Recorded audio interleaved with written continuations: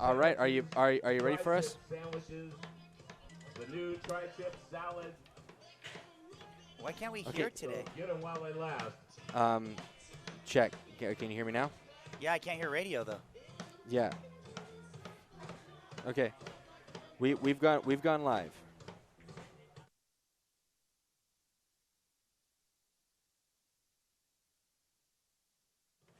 All right, well, good evening, everybody, from Dan Barnett Field here at Argonaut High School. I'm Jake Geedy.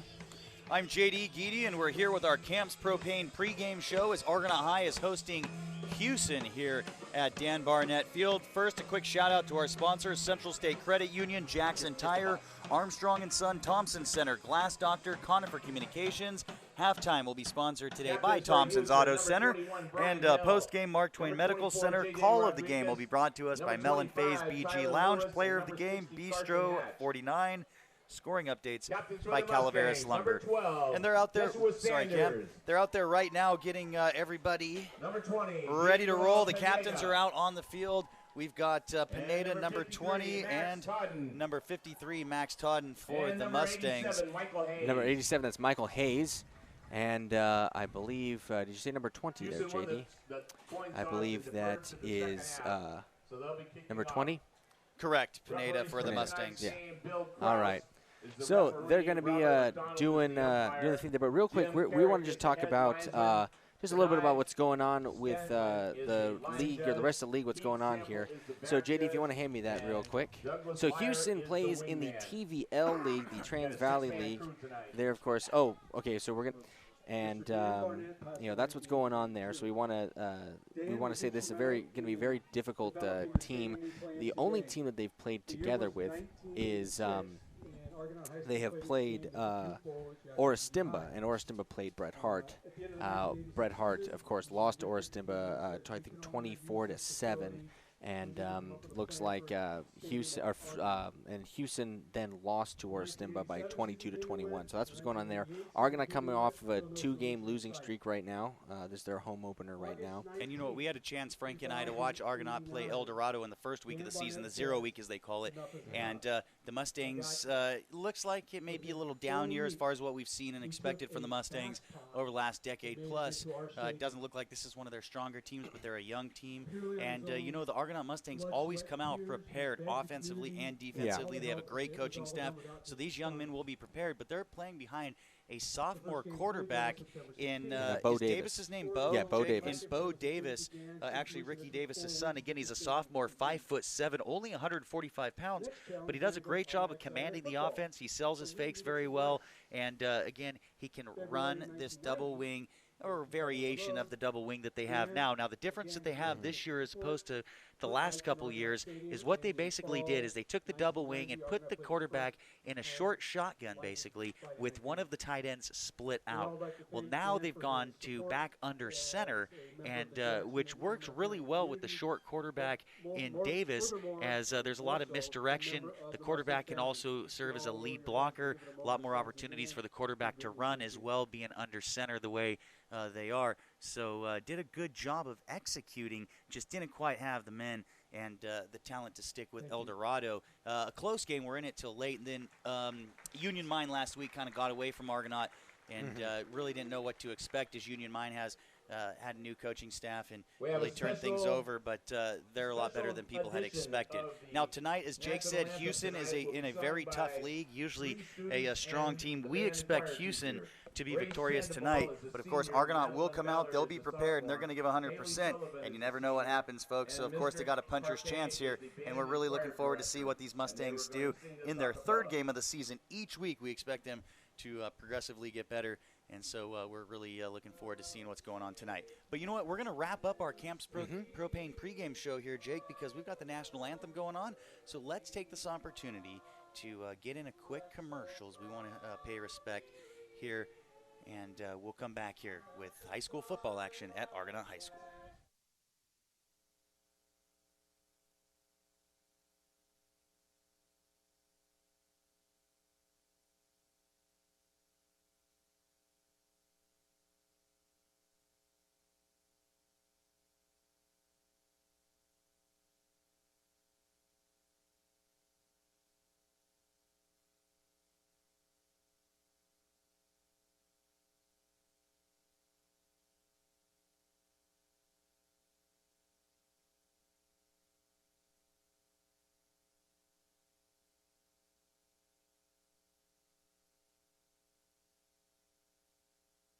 and kvgcradio.com. All right, and we're back here at Dan Barnett Field as the Argonaut Glee Club actually finishes their rendition of the national anthem. And the home of the brave. There we go. All right, congratulations. Fantastic, actually. So the Argonaut Glee Club, actually, that's actually a new thing, actually, this year. So they actually just got that in this year. So, fun fact about that. Yeah, right on. They sounded good. Hey, real quick, let's go and talk about what's happened for the picks around the league here. So Frank, of course, started with the pigskin preview picks. He picked, of course, Sonora playing at Escalon, another TVL league that we were talking about. So Escalon, he picked Escalon to win over Sonora. Modesto Christian as well over Calaveras. Ripon Christian over Somerville. Bret Hart going down to Delta Charter on Saturday. Actually, they're playing tomorrow. He picked Delta Charter. Amador to beat Liberty Ranch, and then Hughson tonight. So over basically, Argonaut. Amador is the only team Frank has picked in the Motherlode League to be victorious tonight. We'll see how that holds up. Yeah, we'll see how that one holds up. I don't think we have time for the 8-ball but Jim, do you think you could read them off to us quickly, and then we could play our little piece we put together maybe at halftime on the 8-ball? All right. Well, maybe not. So I guess we'll check in with Jim at halftime then. Yeah, I think we'll do that. So it looks like Argonaut won the toss. It looked like they're going to receive, and look like Hughson is setting up to kick. JD. All right, so here they come out. Number 5 for Hughson. That's Nolan Rao. Back deep for the Mustangs, Josiah Sanders, Joshua Sanders, and Cole. So sorry, folks, we're going to have a little bit of trouble here. We had 2 sets of rosters, and something happened. Someone cleared out the booth on us here, and we don't have the roster. So Jake's probably going to have to call off some numbers tonight here. So the ball goes to the Mustangs. That's number 15. That is Colby Eckhart, for the Mustangs there, taking it up to about the 30-yard line. Okay, so here we go. Mustangs are going to take over just at the 30 or just shy of the 30 here. We'll see what they can do. First possession, they got to go 70 yards, and as Frank and I always talk about, possession, very important. Field position in high school football. Argonaut over recent years has done a good job. Amador did a great job last week. But let's see what the Mustangs can do with the long field here. 70 yards to go. Man in motion, wing back from the right. That's number 11, Sanders. He takes it, cuts up early up the middle, and he takes it off the right hash to about the 37-yard line. That was Josiah Sanders, the sophomore running back. You're going to see a lot or hear a lot. Josiah and Jeshua Sanders, the 2 primary backs for the Mustang. Jeshua, the older Sanders, good defensive player, called him. Didn't run the ball a lot last year, but he is a returner. And again, Josiah up as a sophomore playing here. So we got the 2 Sanders brothers in at the wings, and now they've split out number 44. No back in the backfield, or no fullback.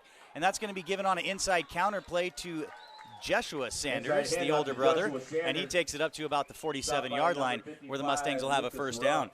11-14 left to go here in the first quarter. Game just underway here at Dan Barnett Field as Hughson has traveled in here to Dan Barnett Field.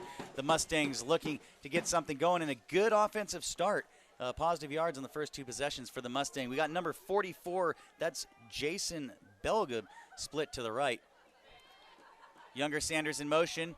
Fake to him, and then it's a dive up the middle to the fullback who just keeps turning. And Jake, I didn't get a number on the fullback, but he got up to about the looks like, what, the 43-yard line? Yeah, that's number 33, I believe, there. Okay, Zachary Hernandez, he was the fullback last week, or on the first week that we saw. A very hard runner.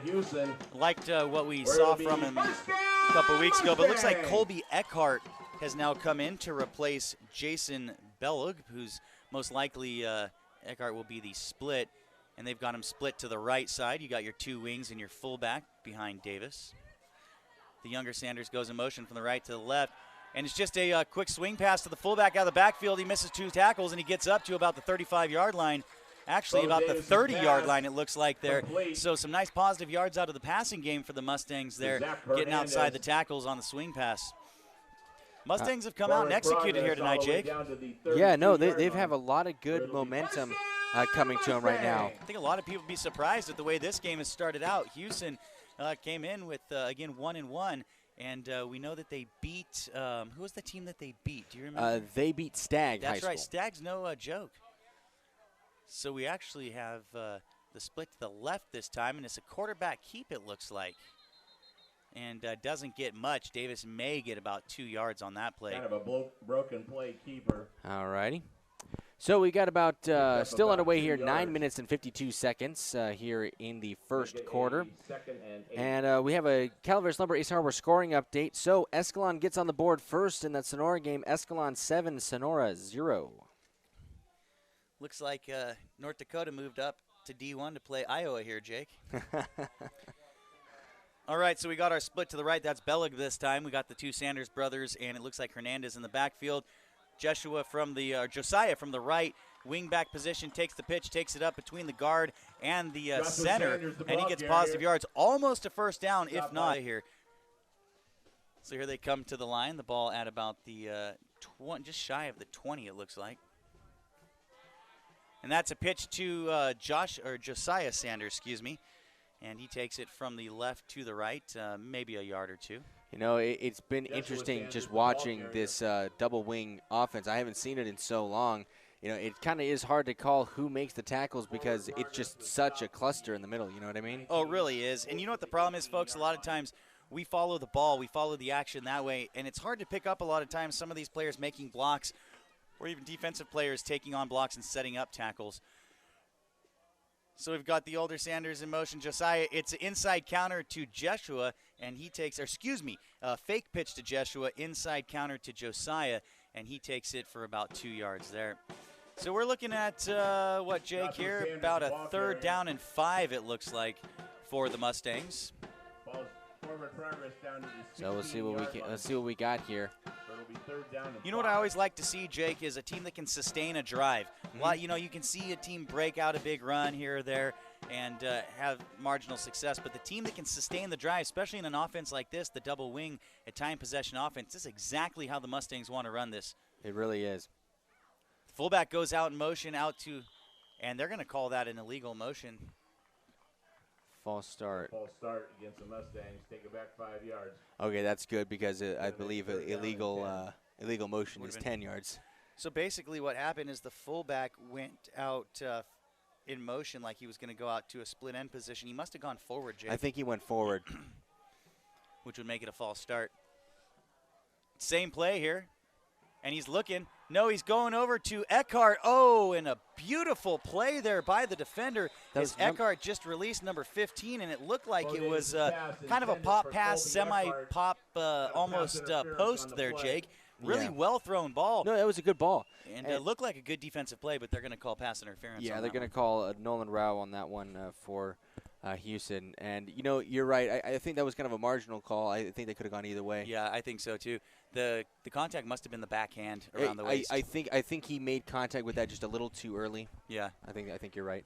Really well-thrown ball, though, by Davis. Yeah, no. They did a fake over to that fullback that was going in motion like the swing pass that they ran earlier, and then he threw to the tight end over on the right side, who, again, just kind of released up a little bit towards the middle of the field. And perfectly thrown ball, though, by Davis. You know, you were talking about sustaining drives. Mustangs have been sustaining a pretty well driving up the field. Nice. Oh, definitely. This is exactly what Davis wants to see here. And they run their reverse. The younger Sanders, Josiah, gets it from the right, hands it to Jeshua coming from the left side, and kind of banged together a lot of action as Hughson had some good penetration. And they maybe got a yard or two on that play. You know, I got to say that was all Saunders on that one. There was a breakdown definitely where that hole was supposed to be on that reverse. It happened a little late on that handoff, and he took on a hit in the backfield, broke through it, and then was able to fight for, it looked like about a 2-3 yard gain.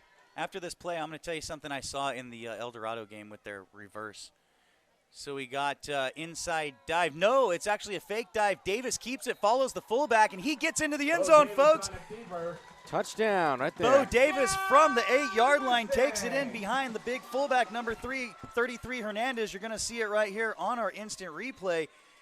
Fakes the play, follows the fullback right up the gut, and then look at this, Jake. Takes number 44 with him and gets deep into the end zone. So some nice hard running there by Bo Davis. Indeed. Well done. Well executed.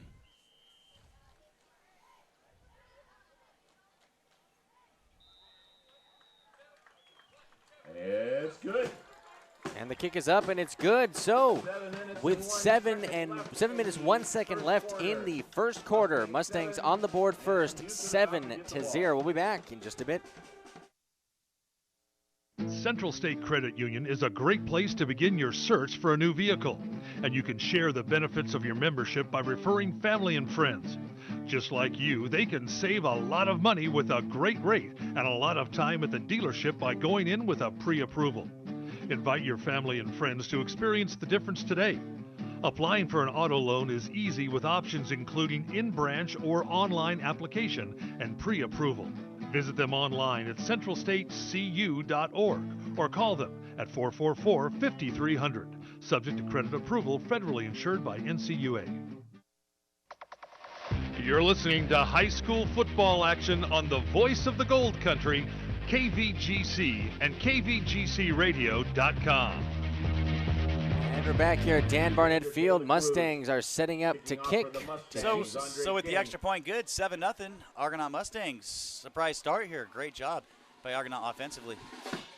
And so that's kind of a squib kick that kind of rolls down the field there and bounces, gets picked up at about the 20-yard line, cuts inside. Oh, shakes 2 tacklers. And the Hughson player number 5, Jake, you may have the number on Hughson. Yeah. You know, funny coming up on that return, he almost got tackled by his own player. One of his guys got spun around on a block, and it was like, and I'm like, I don't know if you should be tackling anybody, bud. You're on the receiving team there.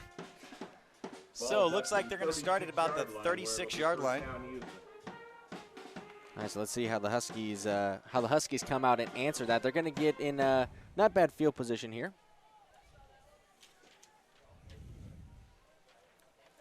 So, folks, I got the play-by-play at least for the first half, but Jake's going to be calling the defensive numbers for us throughout. So we've got big number 10, it looks like, Aiden Meyer, junior quarterback, 6 foot, 190. And, oh, man, throws they had a split and a slot out here to the close side of the field, the left, and the slot ran a kind of a quick slant in and just completely underthrew him. Yeah, you know, that was a duck, man. I don't know what that was. I don't know if maybe he deflected it off of somebody, but I don't know how physically that happened. So what are we running here, Jake? We've got 2 splits. We've got slot and a split to each side. Offset running back, that's number 23. He takes the ball on a quick handoff off to the right side for about 5 yards. Number 22, Xander De La Cruz. And it looks like Michael Hayes was in there on the tackle there for the Mustangs. Looks like they're running kind of a standard spread. Yeah, pretty much, Jake. But now they're going to go trips out here to the left, leaving 1 receiver, no slot to the right. Offset running back to the right side here. He's going to take the handoff in front of the quarterback. No, it was a fake, excuse me. Quarterback fakes it to number 22 there, and he takes it up the middle and gets about 5 yards. Looks like good enough for the first down. It looked like Meyer was just running a read option right there. Looks like he was looking on whether the DM was crashing and took it right in the middle. Ran it really well, too. Jake put it deep in and then pulled it out. He had me fooled. Absolutely. They really sold that well. Balls at the 47 so we got our split in a slot to each side. Running back off to the left of the quarterback. He's going to go in motion over to the right. Get set. Quarterback in the shotgun. Quick pass out to the slot. Just a quick almost bubble screen. Number 5, he takes it up, misses 2 tackles, and takes it up for about a 7 to 8 yard gain. And that's number 5, Nolan Ray. Yeah, so Raw, excuse me. Again, in there. We've called his name quite a bit. He looks like he's an all-around player for them right now. You know what? And Hughson's a big team, but even the smaller guys, they look like a strong team. Yes. None of these guys are scrawny or undersized by any means. So now they're going to go trips left, 1 receiver to the right. Still number 22 in the backfield to the left of the quarterback, De La Cruz. They bring the slot in motion. And just a quick swing pass out to number 44, and that is Clayton Dowdy. And what they're doing here, Hughson, is coming out, and they're in a, as Jake said, a split or a spread formation here. And they're trying to utilize the short passing game to probably set up the run game, actually, as a lot of teams do. Teams always think they use the pass to set up the run. Well, short passing game actually sets, or excuse me, use the run to set up the pass. short passing game sets up the run, but nobody. Empty backfield, 3 split to the left, 2 to the right, 1 from the right coming over. That's number 5. He's going to go on a quick jet sweep and take it over past about 2-3 Mustangs up to the 42-yard line, looking at a gain of about 7 yards. Maybe 6 yards. And you know, one thing I showed on the replay right there on that last play, really good open field tackling there by number 13. That's Joe Woodruff. And, you know, he kind of stumbled, but he stayed with it and was able to make that tackle and keeping it to not a monster gain. So we got trips right, 1 split to the left, 1 running back, and he just drags out across the field number 5. That, Jake, give us a replay on that. Nolan Raw again. Let's see what I got here. So you see Raw at the top of the screen, and he's going to go on a quick out pattern. Right at the 30-yard line. Just kind of got up at the top of the screen, releases up, perfect in space, and takes it up at about the 29-yard line. Nope, they're going to mark that actually at the 30. So Houston's going to start over with a first down. You know, that was just good hitting the soft spot of the zone right there. So here comes Raw in motion across the formation to the left side. He's set up for a quick pass, kind of a screen pass there to number 22, and that's De La Cruz. And he's got open field, but just tripped up, Jake. I believe that may have been Eckhart, number 15 on the tackle. I believe you're right. That was Eckhart, indeed. Colby Eckhart on that one. Great job by Eckhart, too. 1 man to beat, or he would have been into the end zone. Really like this Houston offense and what they're doing with this short passing game. They've run screens, they've run swings, they've run attempted to run quick slant, they've run outs. They're doing everything here without having to throw the ball 40 yards down the field, but you see the success that they're having, really keeping this Mustang defense on their toes. This could be a long night for the Mustang defense if Houston's able to have basically at will with their passing game like this. And, you know, one thing I was looking at, and I know it's still early in the season, but what we were seeing from the last 2 games from Houston is they have a lot of high percentage passes, short, low-risk passes. And, you know, they find that soft spot of the zone. They find what defenses are running, and they just hit it. I mean, they were throwing for over almost 100 yards average so far. My father-in-law, Ray, he used to coach here at Argonaut many years ago and then at Amador more recently. And we talk a lot about the short passing game and how teams are utilizing it more and how successful it is. And it's almost just, like I said, an extension of the run game. Very high percentage, as Jake said, but get you outside the tackles. And Houston is running it beautifully at this time. So we've got 1 split to the right, 2 to the left. You've got an offset eye to the right of the quarterback. They hand to the second back in the backfield, number 22, and there's a fumble, and that is picked up by the Mustangs. Jake, who is that? Number 23, I believe. All right, let's see what we got here. Let's see on the replay. Let's watch this. So if you see Hayes is on the far corner of the screen playing the defensive end position. Watch him come in. Oh, great so tackle. boom, watch that tackle, and then he'll come in from the outside and just beats him right to the ball. Way to play. 87. No, I said 23. I'm getting old up here, buddy. And who is number 87 on the Mustangs? That's Michael Hayes. That's Michael Hayes. Who got the hit? Was it 55? I believe that was Tyler Belch, yes. Nice play. So we got 1 split to the left, Sanders brothers in the backfield, and they hand it to Hernandez up the middle on a dive, and he's going to get about 2, maybe 3 yards on that play. Now, one thing that the Mustangs do very well is they run the offense correctly. Davis has a lot of composure. He sells his fakes. He runs his fakes out. The running backs do the same. When they run the counter, it looks exactly like the reverse. The reverse looks exactly like it's a power or what they call now a toss. They used to call it the power many, many years ago. But the Mustangs, a lot of misdirection here, doing a great job of running this offense. So you've got Hernandez and the Sanders brothers in the backfield, and that's going to come from the left side of the formation on a pitch to the right, and that's to number 12, Josiah Sanders, Jeshua. He gets up to about the 25-yard line. I'll get this right. Jeshua's number 12, Josiah's number 11. They couldn't have named him like Tim and George, you know, but they got to do J and J for me. I know, right? Hey, real quick, a Calaveras Lumber Ace Hardware scoring update here. Liberty Ranch breaks Amador in the JV game, 14-game win streak, 46-20. So that's what we had going on there. All right, so the Mustangs come up with Eckhart split to the right, and that's number 80 in the backfield, coming from the 4-back, running it over to the left side of the formation, and number 80 is Andre King. That's the first time I've seen Andre King carry the ball for the Mustangs. Looks like we're going to see a couple more substitutions. What do we got here on the down? So this will be 4th down and about 1. About a yard short. Looks like back to receive for Hughson is Raw, who we've been calling all night so far for So Huskies. quick 3 and out for the Mustangs. Timeout Mustangs. So a quick timeout here. We're going to send it back to you, Jim, and check in with some of our sponsors, and we'll come back here to Argonaut High School. Mustangs 7 over Hughson, 2:19 left, first quarter. A longtime supporter of youth activities in Amador County, the folks at Camps Propane hope you enjoyed tonight's high school football action on Hometown Radio. Visit Camp's showroom on Highway 88 in Pioneer. Ask about the Easy Saver program and senior discounts available. And you'll never run out of gas again with Camp's Smart System Tank Monitoring program. They also carry a complete line of RV supplies, gas refrigerators, and barbecues. For more information, visit Camps Propane in Pioneer or their website at campspropane.com. You're listening to high school football action on the voice of the Gold Country, KVGC and KVGCradio.com. And we are back here at Dan Barnett Field. As you see Rick Davis coming out of the huddle there, the Mustangs offense getting back over.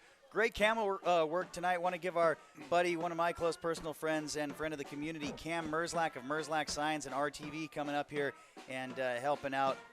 Got our friends aboard. All right, we got a split to the left. That's Eckhart, the Sanders brothers, with Hernandez in the backfield. Davis under center. You got Joshua Sanders in motion across the formation. They were looking for a jump there, trying to get Hughson across. Almost did. But you saw the defensive player jump. He got back before the snap without contacting a player or pulling another player off, so no penalty there. So the Mustangs are going to most likely punt here. Yeah, so we'll see what they do. I mean, they're so far in their own territory and so in the game, I would be surprised if they didn't. Oh, for sure. But you know what the thing is? I like that play, Jake, at 4th and 1 because, hey, they may be thinking, this guy's crazy. He thinks they got this on us. They may be going for it. They got this possession offense they run. They like to run, kind of 3 yards in a cloud of dust type of thing here. And I am not surprised that they came out and attempted this. But, if this was 4th and 6 or something, there's really no reason to do that. And the one thing also I got to say is, like, these aren't professionals. These are 15, 16-year-old kids. You know Exactly. what I mean? It's a lot easier to make them jump. The 18-year-old with the tattoo is mad at you, Jake. I'm a man, bro. Hey, man, if you're registered to vote, I'm totally fine with that. Low snap hits the ground, picked up by the punter. Number 32 of the Mustangs is Michael Jones. And looks like number 18 for the Mustangs is going to down that. That was, do you have the number on that one for me, Genie? Number 18 for the Mustangs. We actually do not have. We have number 16, Lewis Welton. Oh, it might have been that one. I could be mistaken. All righty.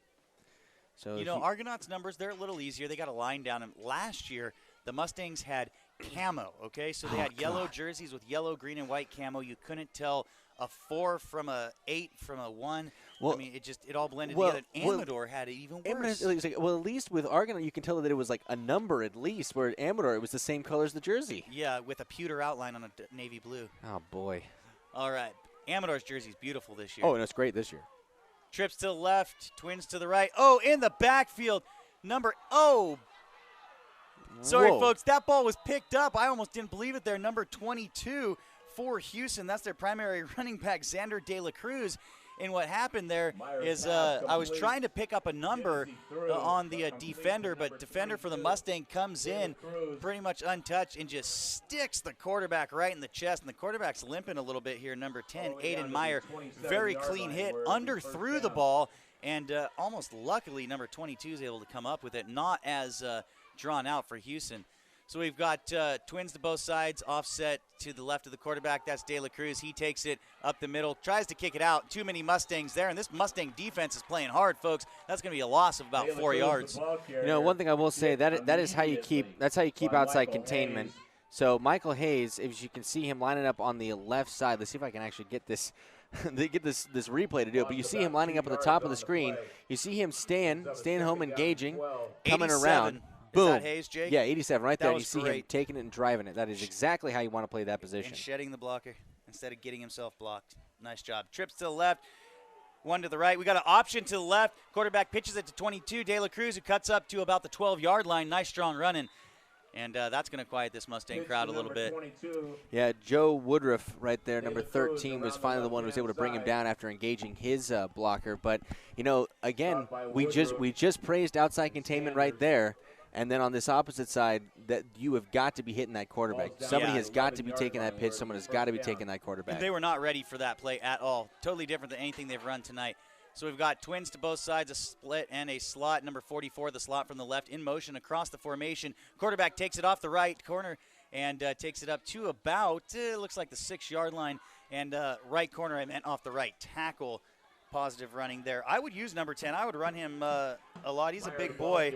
And he's solid. And he's looking like he's making a good decision. But that was number 50. There's number 57, Colton Clark, on the stop there, staying home in his middle linebacker position. He scraped down and was able to engage, but still about a 3-4 yard gain on that carry. Jake, where did they take over on this one here? At about the 30, would you say? They took over actually, well, yeah, on their own, about their own 30, yeah. I mean, that was a solid catch. Yeah, it was. So we got one split to the right, two to the left, fullback and looking like an offset eye, and De La Cruz gets the ball, takes it off the left side, and he's into the end zone, virtually untouched for Hughson. So that's going to put this ball game to 6-7. Argonaut still in the lead before the extra point attempt here. So Hughson took the ball basically around their own 30, marched down the field, and get it into the end zone here. Kind of a mix of run and pass. Nolan Raw on to attempt the extra point. So it looks like Raw is on for the kick there for the PAT. Jake, I will tell you, the way this game started out and the way Houston was moving it with their passing game on their first drive, I was worried this was going to be a long night for the Mustangs, but the Mustangs defense has done a good job to hold them to a little bit longer drive, but still able to get into the end zone, but still Mustangs defense not doing too bad here so far. Jake, no, we got 14 not. seconds left, and this is a big ball club right here, Houston is, and again, they've got a lot of different wrinkles in their offense, and it keeps the defense on the toes when you've got guys split out that way. You utilize the short passing game. They've run guys down the field. The quarterback's running with the ball. They're doing so many different things here, keeping this Mustang defense on their toes, and really no big plays at this time, just kind of marching it down, and finally did get it into the end zone. But I'll tell you what, most people with their picks would not have guessed we'd be at 7-7 at the end of the first quarter, but you can never count. Same with Amador. You can't count out our Amador County teams because they're always prepared. They always prepare. And the one thing that their coaching staffs are really well, so they definitely prep the kids. They definitely know what they're going to see. And, you know, I think it's definitely shown. So now I think this is just going to be kind of an outlasting kind of game. But, hey, real quick, who we have back to receive for the Mustangs, we got number 12. That's Joshua Sanders. We got Colby Eckhart and Josiah Sanders as well out there for the Mustangs back deep to receive. And number 5 on the kickoff is Raw, Mr. All-Everything here. And he kicks it down. It's going to be fielded by, looks like number 13, one of the up men goes back, catches it in front of Eckhart, brings up past the 20-25 to about the 27-yard line, and looks like that was Woodruff on that play for the Mustangs. That was Woodruff indeed, and he just kind of drifted back a little bit, and you know, I'm glad that they didn't make didn't cause a collision. Well, I'll tell you what that would have been, Jake. If that was baseball, that would have been the shortstop running back and running into the center fielder. Yeah. I would have probably rather seen Eckhart take that ball, but the up man went back and caught it, did a good job, and got some positive yards. So big shout out to Woodruff for some hard running there. Woodruff, a senior, 5'8", 140. So we've got the Sanders brothers and Hernandez in the backfield behind Davis, and that's going to be a quick pitch to the wing from the left to the right. He's going to take it between the guard and the tackle and get about a yard or two.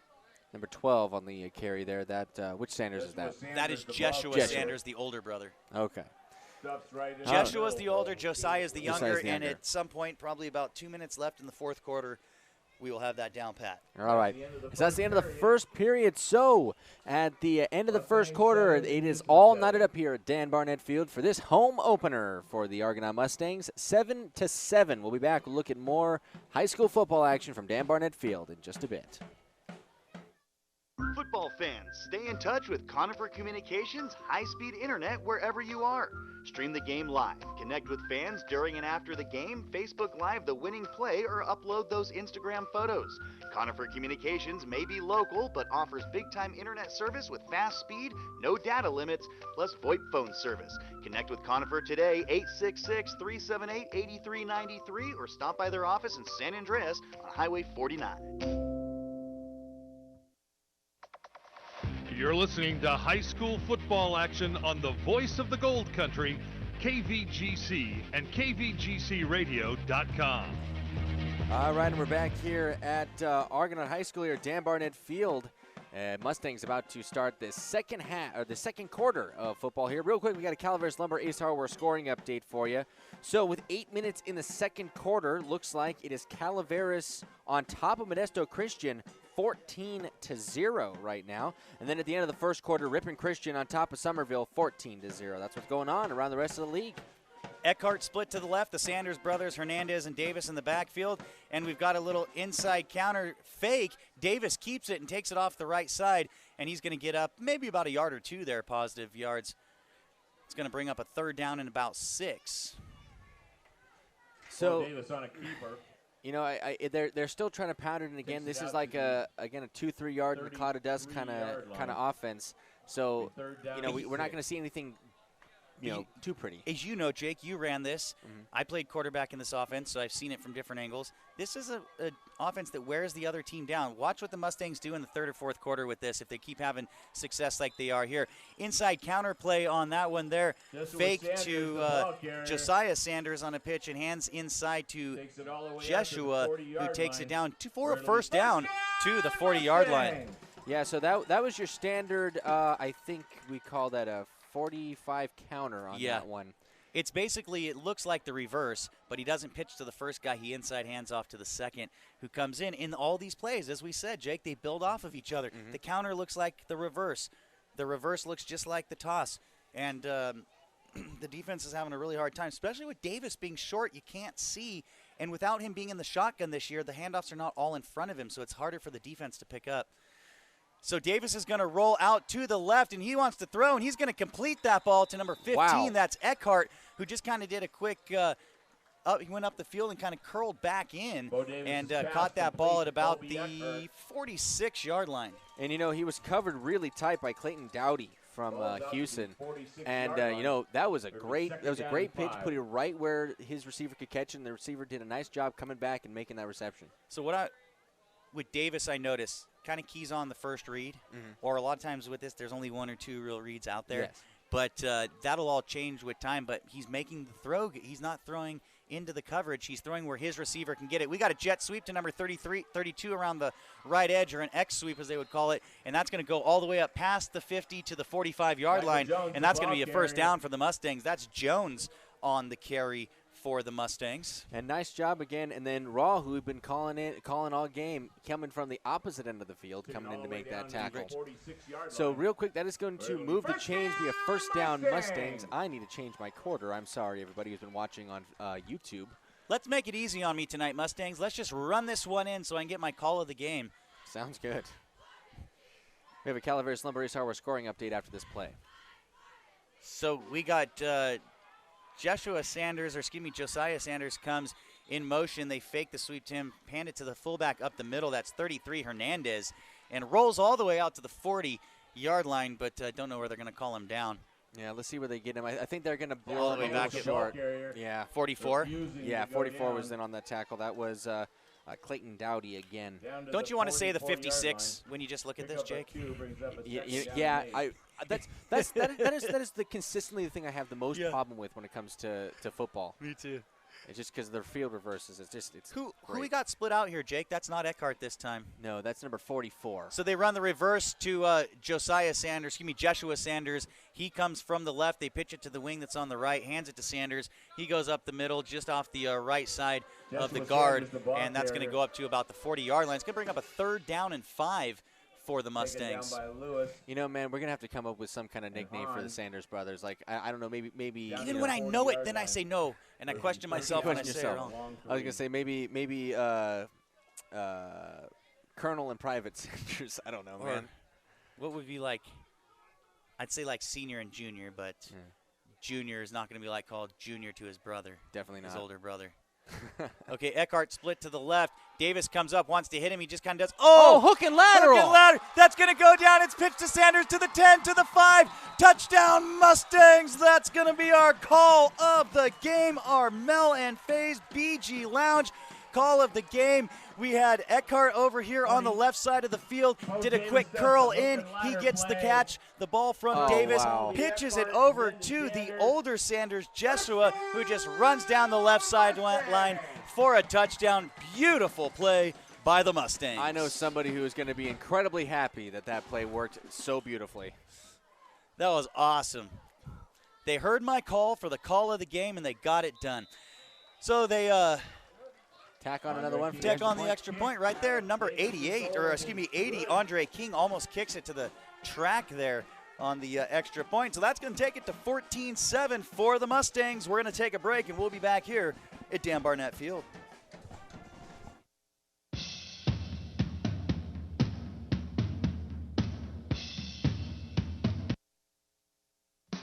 Glass Doctor's new showroom and design center is open.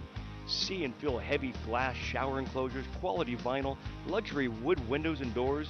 Whether it's new construction or remodels, foggy and broken glass, homes and commercial buildings, we do it all and are happy to consult with you for your project. We still install quality auto glass and calibrate your windshields for safety. So stop by today at Highway 49 just before Jackson Gate Road and O'Reilly Auto Parts, or go to glassdoctor.com for a free estimate. You're listening to high school football action on the voice of the Gold Country, KVGC and KVGCradio.com. And we're back here at Dan Barnett Field here at Argonaut High School, where the Mustangs are getting ready to kick off 14-7 on top of the Houston Huskies. JD? Hey, Jake, I'm going to give you play-by-play here for a second as I'm taking down the information on this. Frank usually takes all this down. He does a lot all at one time. I know, he really does. All right, so the kick is up. It's a deep kick. Oh, and it's muffed there on about the 10-yard line, picked back up by Hughson. And looks like he's going to make it now back up to the 30, where he's going to finally be tripped up by number 44 for the Mustangs. So taking that for Houston, that was Xander De La Cruz, the main legs for the Houston Huskies. All right, so they're going to start with, that looks like they're going to mark him down about the 33-yard line. And we're going to be 1st and 10 for the Huskies. So a nice September night so far. We're not too hot, not too cold. We haven't gotten really into the cold weather just yet, and we've cooled down nicely. 8 minutes, 4 seconds here in the second quarter, again, 14-7. Yeah, I was just trying to get that all down so we can give credit where credit is due, because that definitely was our Mel and Faye's BG Lounge call of the game. That's going to be one of the funner plays we see all season. I think so. Always a classic, unless we see like a Statue of Liberty or something like that. Something Or maybe like that. What's the other one, Jake, where they put the ball down on the ground and annexation of Puerto Rico or something from Little Giants, you know? But anyways, great offensive drive for the Mustangs. The Mustangs positive yards. No, not a lot of penalties. Really a clean football game we've got here. The Mustangs haven't quite got the yards in the chunks that Houston has, but they've sustained their drives. And they've punted once or twice. Houston's had the turnover. Houston goes back to the air and overthrown to number 11, who is basically a slot off to the left, and number 11's Tanner Nelson. And Jake kind of just released up the field, similar to like a tight end would do on a pop pass, huh? Yeah, pretty close to that. And Sanders came up and he was like, oh, and he saw it. He saw the football in his eyes. It burst right out of his helmet and just couldn't get it. And you know what? Little high. Little high. I think the quarterback, what the heck's he doing out there all by himself? You know, you kind of get a little freaked out. Yeah. Okay, so we got 2 split to each side. Got one back in the backfield. That's De La Cruz. He takes it up the middle, but he's going nowhere. It's big number 88 for the Mustangs in on the tackle. Or number 80, Jake. Number 80, that is Andre King. And, one thing I am noticing, I've been watching the defensive line for the Mustangs. They are definitely, in the last 3 or 4 plays I've seen, they are definitely winning that battle up front. They always have a strong defensive line, it seems. Amador's always got good defensive ends and linebackers. Argonaut's always a real strong defensive line. So we've got 2 split to each side. The slot from the right comes in motion to, or left to the right. They're going to do a little option pitch out to number 22, De La Cruz, and he's not going to get positive yards. Mustangs do a great job as both the Sanders brothers, Booyah. Josiah and Jeshua, making the call easy as both of them are in there. Take him down for about a 1-yard loss, it looks like, Jake. That's going to bring up a 4th down for Hughson. So Hughson looks like they're going to punt their first time. And one thing, again, I got to shout out to Michael Hayes playing DN very well. He didn't get hooked. He was able to keep it around, made him cut him inside from him, and the Sanders brothers were right there to take it. So the Mustangs up 14-7, 6:45 left to go in the first half here. Most picked Hughson to win this ballgame. A lot of football left to play, but the Mustangs representing well here in the first half. Jeshua Sanders back to receive. Low kick, and Sanders is just going to let that roll. It takes a Hughson bounce, and looks like that's going to be about the 19-yard line, I think is where I'm going to put that. So they punted from about the 30-yard line, Jake? Yes. Ball rolls dead at And that is also number 10 for Hughson. Who is that?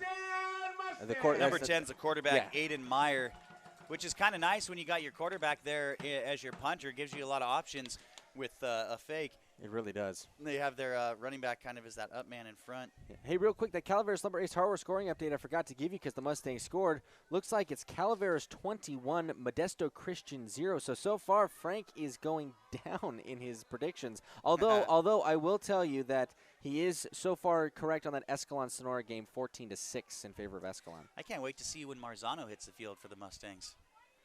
That boy's a stud. All right, so we've got our double wing with one split out to the right. It looks like the Sanders brothers in the backfield. That's going to be given to Josiah, the younger Sanders, number 11. He comes from the right side of the formation to the left, and he's going to get positive yards, maybe 3 on that play. Going to take him past the 20-yard line. Again, just a good execution of a bread-and-butter play. So the Mustangs looks like start on the 19-yard line here. Brings up a 2nd and 7. And they're up at about the 22 now, as you just heard the announcer, 2nd and 7. Going to be a quick inside handoff to Hernandez, and he's going to push that up to just shy of the 25-yard line.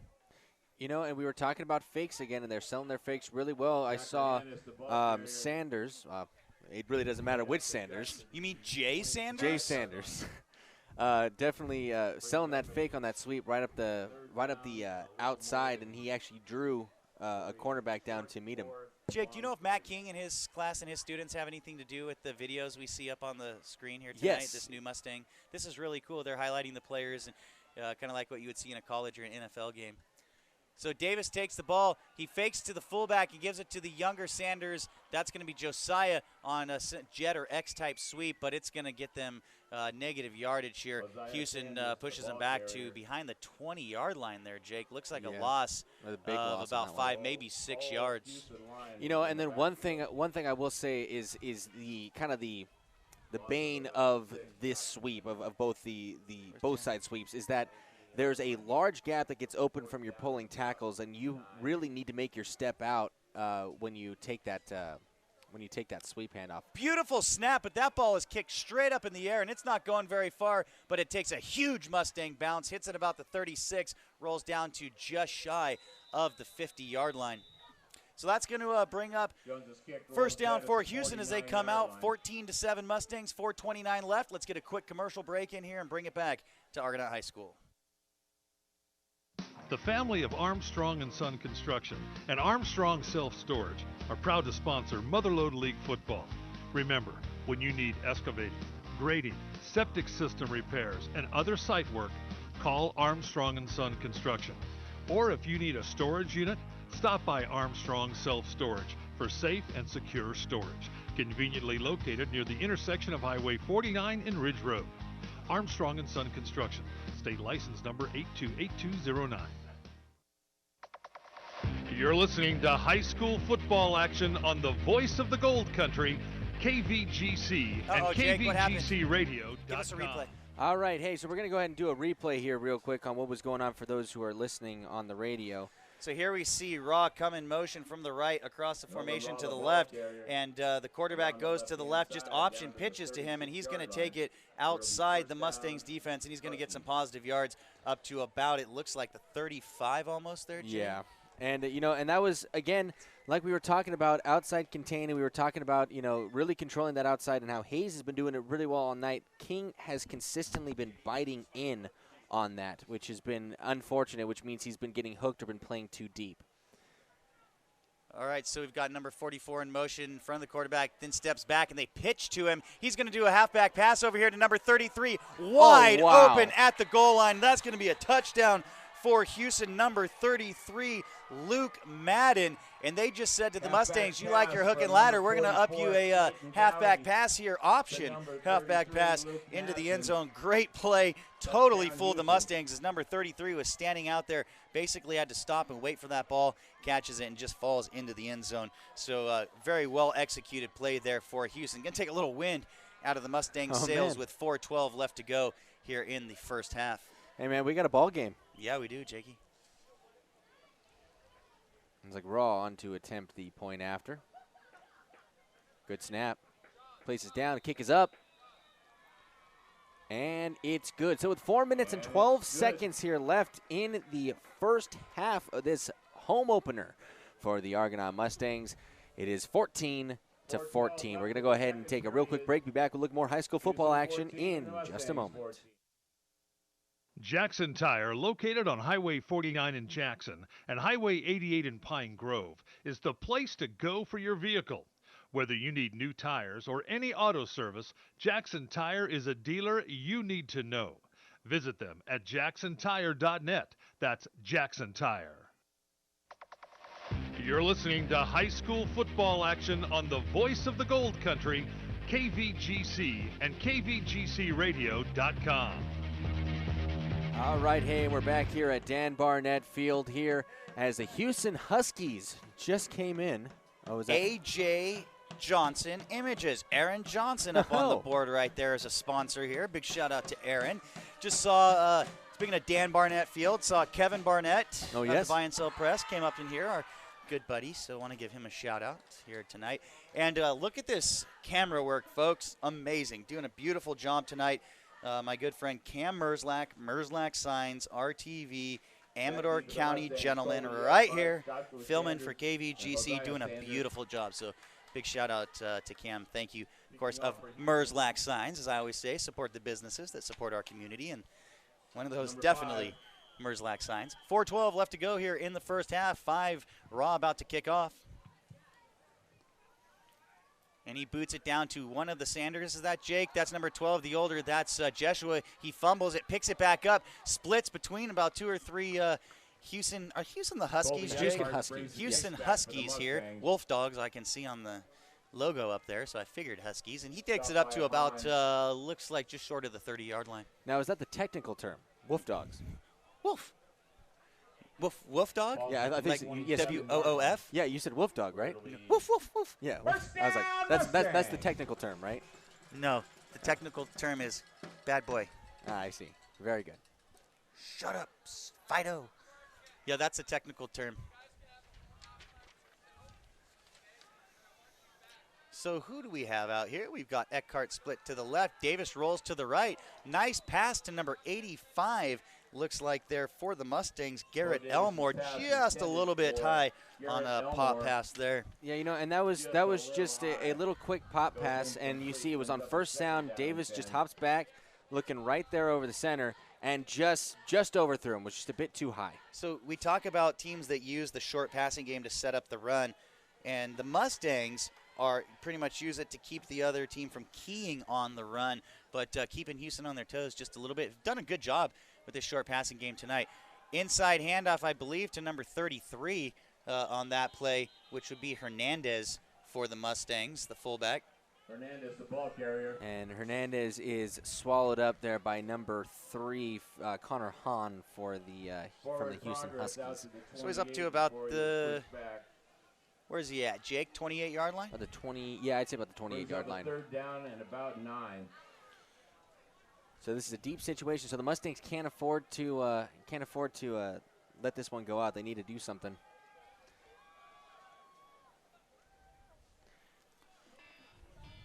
Davis under center. Takes a snap. It's the second man through. Oh, ball's on the ground. And looks like they're not going to quite get out of bounds.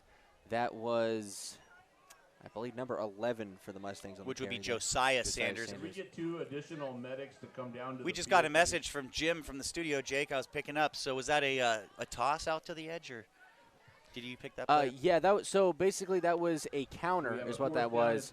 And so it was the second man inside handoff, and I think there was just a miscommunication on the handoff. And Nolan Raw is back for the Huskies. Oh, and another just straight up and down kick, and that is going to land out of bounds. About the, what, 34? About the 30, if it got there.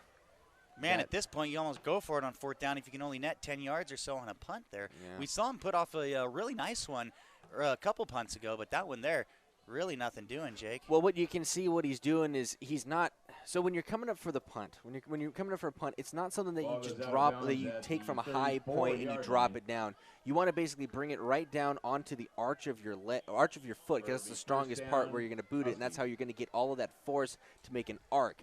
And what he's doing is he's dropping it, and he's getting it basically off of his toe, and it's either going to go straight ahead or it's going to go straight up. So we're at about the 34-yard line. We've got 2 split to each side, 1 back in the backfield. Quarterback takes a snap from the shotgun, rolls left, squares his shoulders, throws to a wide-open receiver down the left sideline, and that's going to be Raw, and he takes it, absorbs a hit from Sanders, and just falls into the or walks into the end zone for a long touchdown there for Hughson on the first play of that drive. You know, and Hughson had a really good setup there in the pocket. What they've noticed is that they need to get him out of the pocket. They need to get number 10 out of the pocket, because the Mustangs are definitely making sure that he doesn't have a lot of time there. So they're booting him out, and he's getting just as much time as he needs. But, man, just wide open up the left side. I mean, nobody even on him, Jake. Some kind of breakdown in coverage on that play right there. Nolan Raw on to kick the extra point. 2 minutes, 27 seconds left in the first half. Hughson attempting kick is up. A bit low. And looks like it's going to be a bit wide, and that PAT is no good. So at 2 minutes, 27 seconds left in the first half, it is going to be 14-20 in favor of the Hughson Huskies. The first lead that the Huskies have taken this game. So we're going to go ahead and take a real quick break. Be back and look at more high school football action from Dan Barnett Field. Just a moment. Central State Credit Union is a great place to begin your search for a new vehicle, and you can share the benefits of your membership by referring family and friends. Just like you, they can save a lot of money with a great rate and a lot of time at the dealership by going in with a pre-approval. Invite your family and friends to experience the difference today. Applying for an auto loan is easy with options including in-branch or online application and pre-approval. Visit them online at centralstatecu.org or call them at 444-5300. Subject to credit approval, federally insured by NCUA. You're listening to high school football action on the voice of the Gold Country, KVGC and KVGCradio.com. We're back here at Dan Barnett Field, where the Argonaut Mustangs taking on the Hughson Huskies. 2 minutes, 27 seconds left in the first half. Tell you what, Jake, not a lot of penalty. Have we seen a penalty? There have been two. There have been 2 penalties. The one where the back for Argonaut went forward false on the start, motion, and then 1 pass interference. That's right, the pass interference against the Huskies. Yeah. Which was, it looked like a good play, but honestly, Davis put it in a good spot to where it couldn't be intercepted, and. Really, I tell you what, man, I always watch the quarterbacks because I got an interest in quarterbacks. And for a kid of his size would be definitely considered, and this isn't a shot on anybody, but would be considered undersized for a varsity quarterback. And he's only a sophomore, is doing a great job. Doing a great job of running the offense, selling the fakes, getting guys, commanding the huddle, getting guys where they need to be, and putting the ball on these pass plays in a good position to where if it is not caught, it is not intercepted. And that's something that quarterbacks do think of when they make throws. And I really haven't seen anything that I could say, oh, well, you know, they got this sophomore quarterback out here. What are they going to do? You know, Well, despite the sophomore quarterback, no, because of the sophomore quarterback, having a little bit of success here. So he's nice doing job. solid. Yeah. Hey, real quick, we want to say hi to everybody out there at BG's Lounge at Mellon Radio Land. Yeah, they're watching us right now in BG. So, hey, we want to say hi to all you guys and hope you are enjoying the game as much as we are. And, hey, we want to thank, of course, Bart and Mara. Hey, Bart, what do you think of this camera work? Cam's killing it, huh? Yeah, I think he's killing it. So, anyway, we want to thank you guys, and, of course, Bart and Mara supporting the community as well. So Raw kicks it off. It's going to land down at about the 35, bounce down. Sanders picks it up at about the 15, takes it up to the 20, just past 20, 25, up to about the 30, maybe even the 33-yard line. Some nice hard running by Joshua Sanders, but we've got multiple flags down on the field, one during the run back and one after the play. So we're going to see what this that was Eckhart, number 15. Yeah. You know, JD, I didn't knock on wood after we talked about the penalties, and look at that. We got 2 in a row. And it always seems to happen towards the end of the game or the end of the half. Slows things down. So let's see what we got. So we had an early flag, and then we had a late one. So let's see what the white hat comes out and tells us. All right. So we got a personal foul. Illegal head contact against Hughson. We got a personal foul. And that's going to take it hit to the head 5. Against Hughson. Yeah, that is 10, 15, up to the just shy of the 50-yard line. Yeah, and see, and the one thing with the helmet contact, so they must have both been on Hughson, but that one definitely overrides most penalties on that. Here, take over that right out the half, Jake. All right, play-by-play. So Davis on a counter, second man through. That is number 11, Joshua Sanders, and he's going to take it off that counter straight at the middle.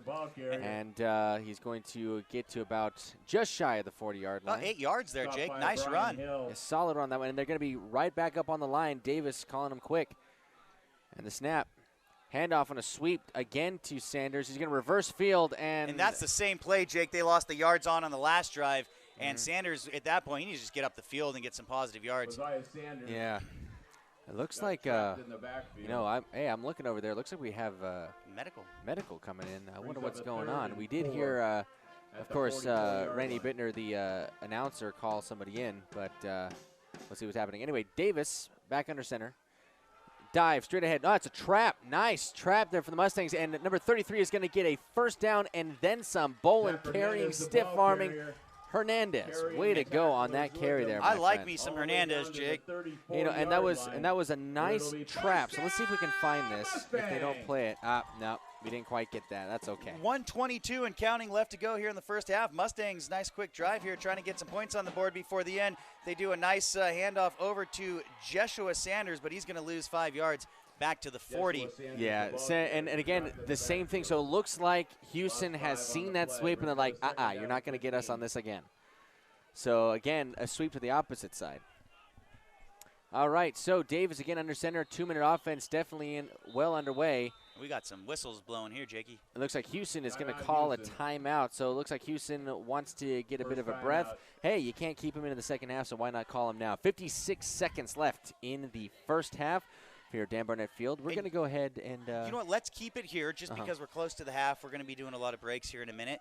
And let's just go manual on this, Jake. Our pregame was brought to us today by Camps Propane. And all these other sponsors make this possible. Most of them have been on here since the first day we've been doing high school football. And we want to give a big shout out to Central State Credit Union, one of my favorite businesses in the county, Jackson Tire, Armstrong & Son, Thompson's Auto Center, The Glass Doctor, Conifer Communication. Big shout out to Cam Merzlack of RTV and Merzlack Signs.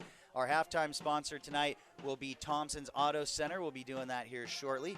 Post-game sponsored tonight by Mark Twain Medical Center and the call of the game. You heard it earlier on the Hook and Lateral, Mellon Phase and the BG Lounge. Shout out to Bart, Mara, Lacey, and everybody down there at BG's. Our player of the game, Bistro 49, Casey, Rodney, Chris, and everybody over there. A class operation, best food that I've had recently. And scoring update brought to us by Calaveras Lumber, Ace Hardware. But I can't think high school football without thinking Moo Burger, Jake. Definitely not. All right.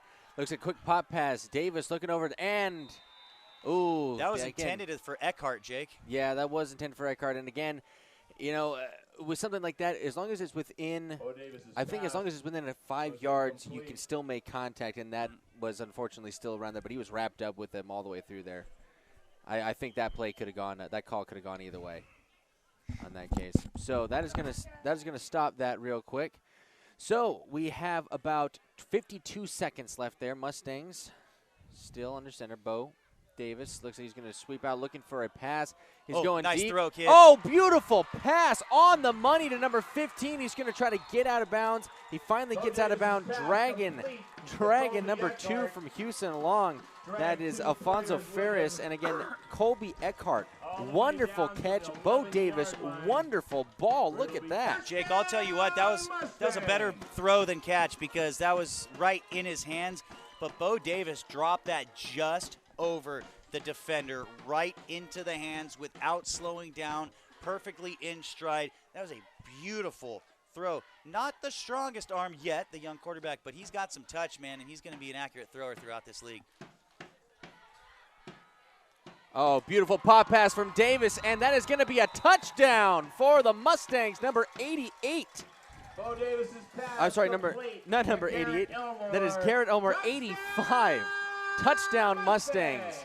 Wow, how about that, Davis? With 39 seconds left to go, Jake, within a couple minutes, the Mustangs show out of an offense that's not known for being a quick score offense, and they get the ball down there quick. And Houston's got to be wondering, what the heck is going on here with these Argonaut Mustangs? I know, how about it? So, looks like number 80, that is Andre King on for the PAT. The kick is up, and a bullet through the uprights, straight through. And it's good. So the Mustangs regain the lead 21-20, 39 seconds left here in the first half. How about that? Bo Davis on that connection there. Okay, we'll be back with more high school football action in just a moment. Football fans, stay in touch with Conifer Communications high-speed internet wherever you are. Stream the game live, connect with fans during and after the game, Facebook Live the winning play, or upload those Instagram photos. Conifer Communications may be local, but offers big-time internet service with fast speed, no data limits, plus VoIP phone service. Connect with Conifer today, 866-378-8393, or stop by their office in San Andreas on Highway 49. You're listening to high school football action on the voice of the Gold Country, KVGC and KVGCradio.com. And we're back here at Dan Barnett Field where the scoreboard shows the Mustangs 21, the Houston Huskies 20. Off a nice drive for the Mustangs on a quick 2-minute offense drill right there. They were running real quick. 39 seconds here left in the first half. Mustangs set to kick. King approaching. The kick, it's a low squib kick and a nice high bounce. Looks like they're just trying to eat some clock there, fielded by De La Cruz there for Hughson. And people might say, why would they do that? Why would they give them the short field? Because they want to give their defense a chance to run down there before the offense or the receiver gets the ball and hopefully eliminate a big return there. So the Mustangs trying to take this into halftime with a 1-point lead. If you remember, Argonaut did get the ball at the beginning of the half, so that means that at the beginning of the ball game, the Huskies will get the ball at the start of the second half. So the Mustangs can do everything they can here to keep this here to a 1-point lead going into the second half. All right, and we have the Huskies coming up. And they're going to try to drive down the field in 36 seconds. Let's see what they got here. We got trips right. Trips to the right. Mayer in the shotgun. Hand off to De La Cruz going up the center. And he's going to be stopped immediately by that really strong defensive line for the Mustangs. Stopped right at the line. Looks like they're going to be content with just taking this into halftime, Jake, at 21-20. The Huskies don't want to give up an interception or do anything quick and give the ball back to the Mustangs with any kind of opportunity. So. Well, you know, I would agree with that, and I think it's just how the coaches, how they're going to get the ball back. They may do something here, last play of the game, throw it down deep, but I wouldn't be surprised if they stay conservative. Snap, looking back to pass, going deep, he tries looking over the center, and it's picked off. Number 12, that is Jeshua Sanders. Jeshua Sanders picks it off over right about the 40. Comes up flexing, you see that? Yeah. Oh, wow. And that's exactly what they didn't want, and that is going to take us into the half there. So, hey, that's still an INT in the books there, bud. Heck yeah, Joshua Sanders having a heck of a game. All right. So that's going to wrap up the first half here at Argonaut High School. We're going to take a quick break, and we'll be right back with your halftime show, sponsored today by Thompson's Auto Center. Glass Doctor's new showroom and design center is open. See and feel heavy glass shower enclosures, quality vinyl, luxury wood windows and doors. Whether it's new construction or remodels, foggy and broken glass, homes and commercial buildings, we do it all and are happy to consult with you for your project. We still install quality auto glass and calibrate your windshields for safety. So stop by today at Highway 49 just before Jackson Gate Road and O'Reilly Auto Parts, or go to glassdoctor.com for a free estimate. A longtime supporter of youth activities in Amador County, the folks at Camps Propane hope you enjoy tonight's high school football action on Hometown Radio. Visit Camp's showroom on Highway 88 in Pioneer. Ask about the Easy Saver program and senior discounts available. And you'll never run out of gas again with Camp's Smart System Tank Monitoring program. They also carry a complete line of RV supplies, gas refrigerators, and barbecues. For more information, visit Camps Propane in Pioneer or their website at campspropane.com. Thompson's Toyota makes your car buying experience as easy and enjoyable as possible. Search through their extensive selection of new and pre-owned vehicles on the web at thompsonstoyota.com or request a price quote on the new vehicle of your choice. Thompson's Toyota, home of the one price, best value guarantee. 140 Forney Road in Placerville, and on the web at thompsonstoyota.com. You're listening to high school football action on the voice of the Gold Country, KVGC and kvgcradio.com. All right, and we're back here at Dan Barnett Field here at halftime of this KVGC Game of the Week. And it looks like the scoreboard shows the Mustangs on top of Houston Huskies 21-20. And JD, you've got what's going on. Before we go to you and give us kind of like the tale of the tape, like what was going on, real quick, we want to just go over what was happening around.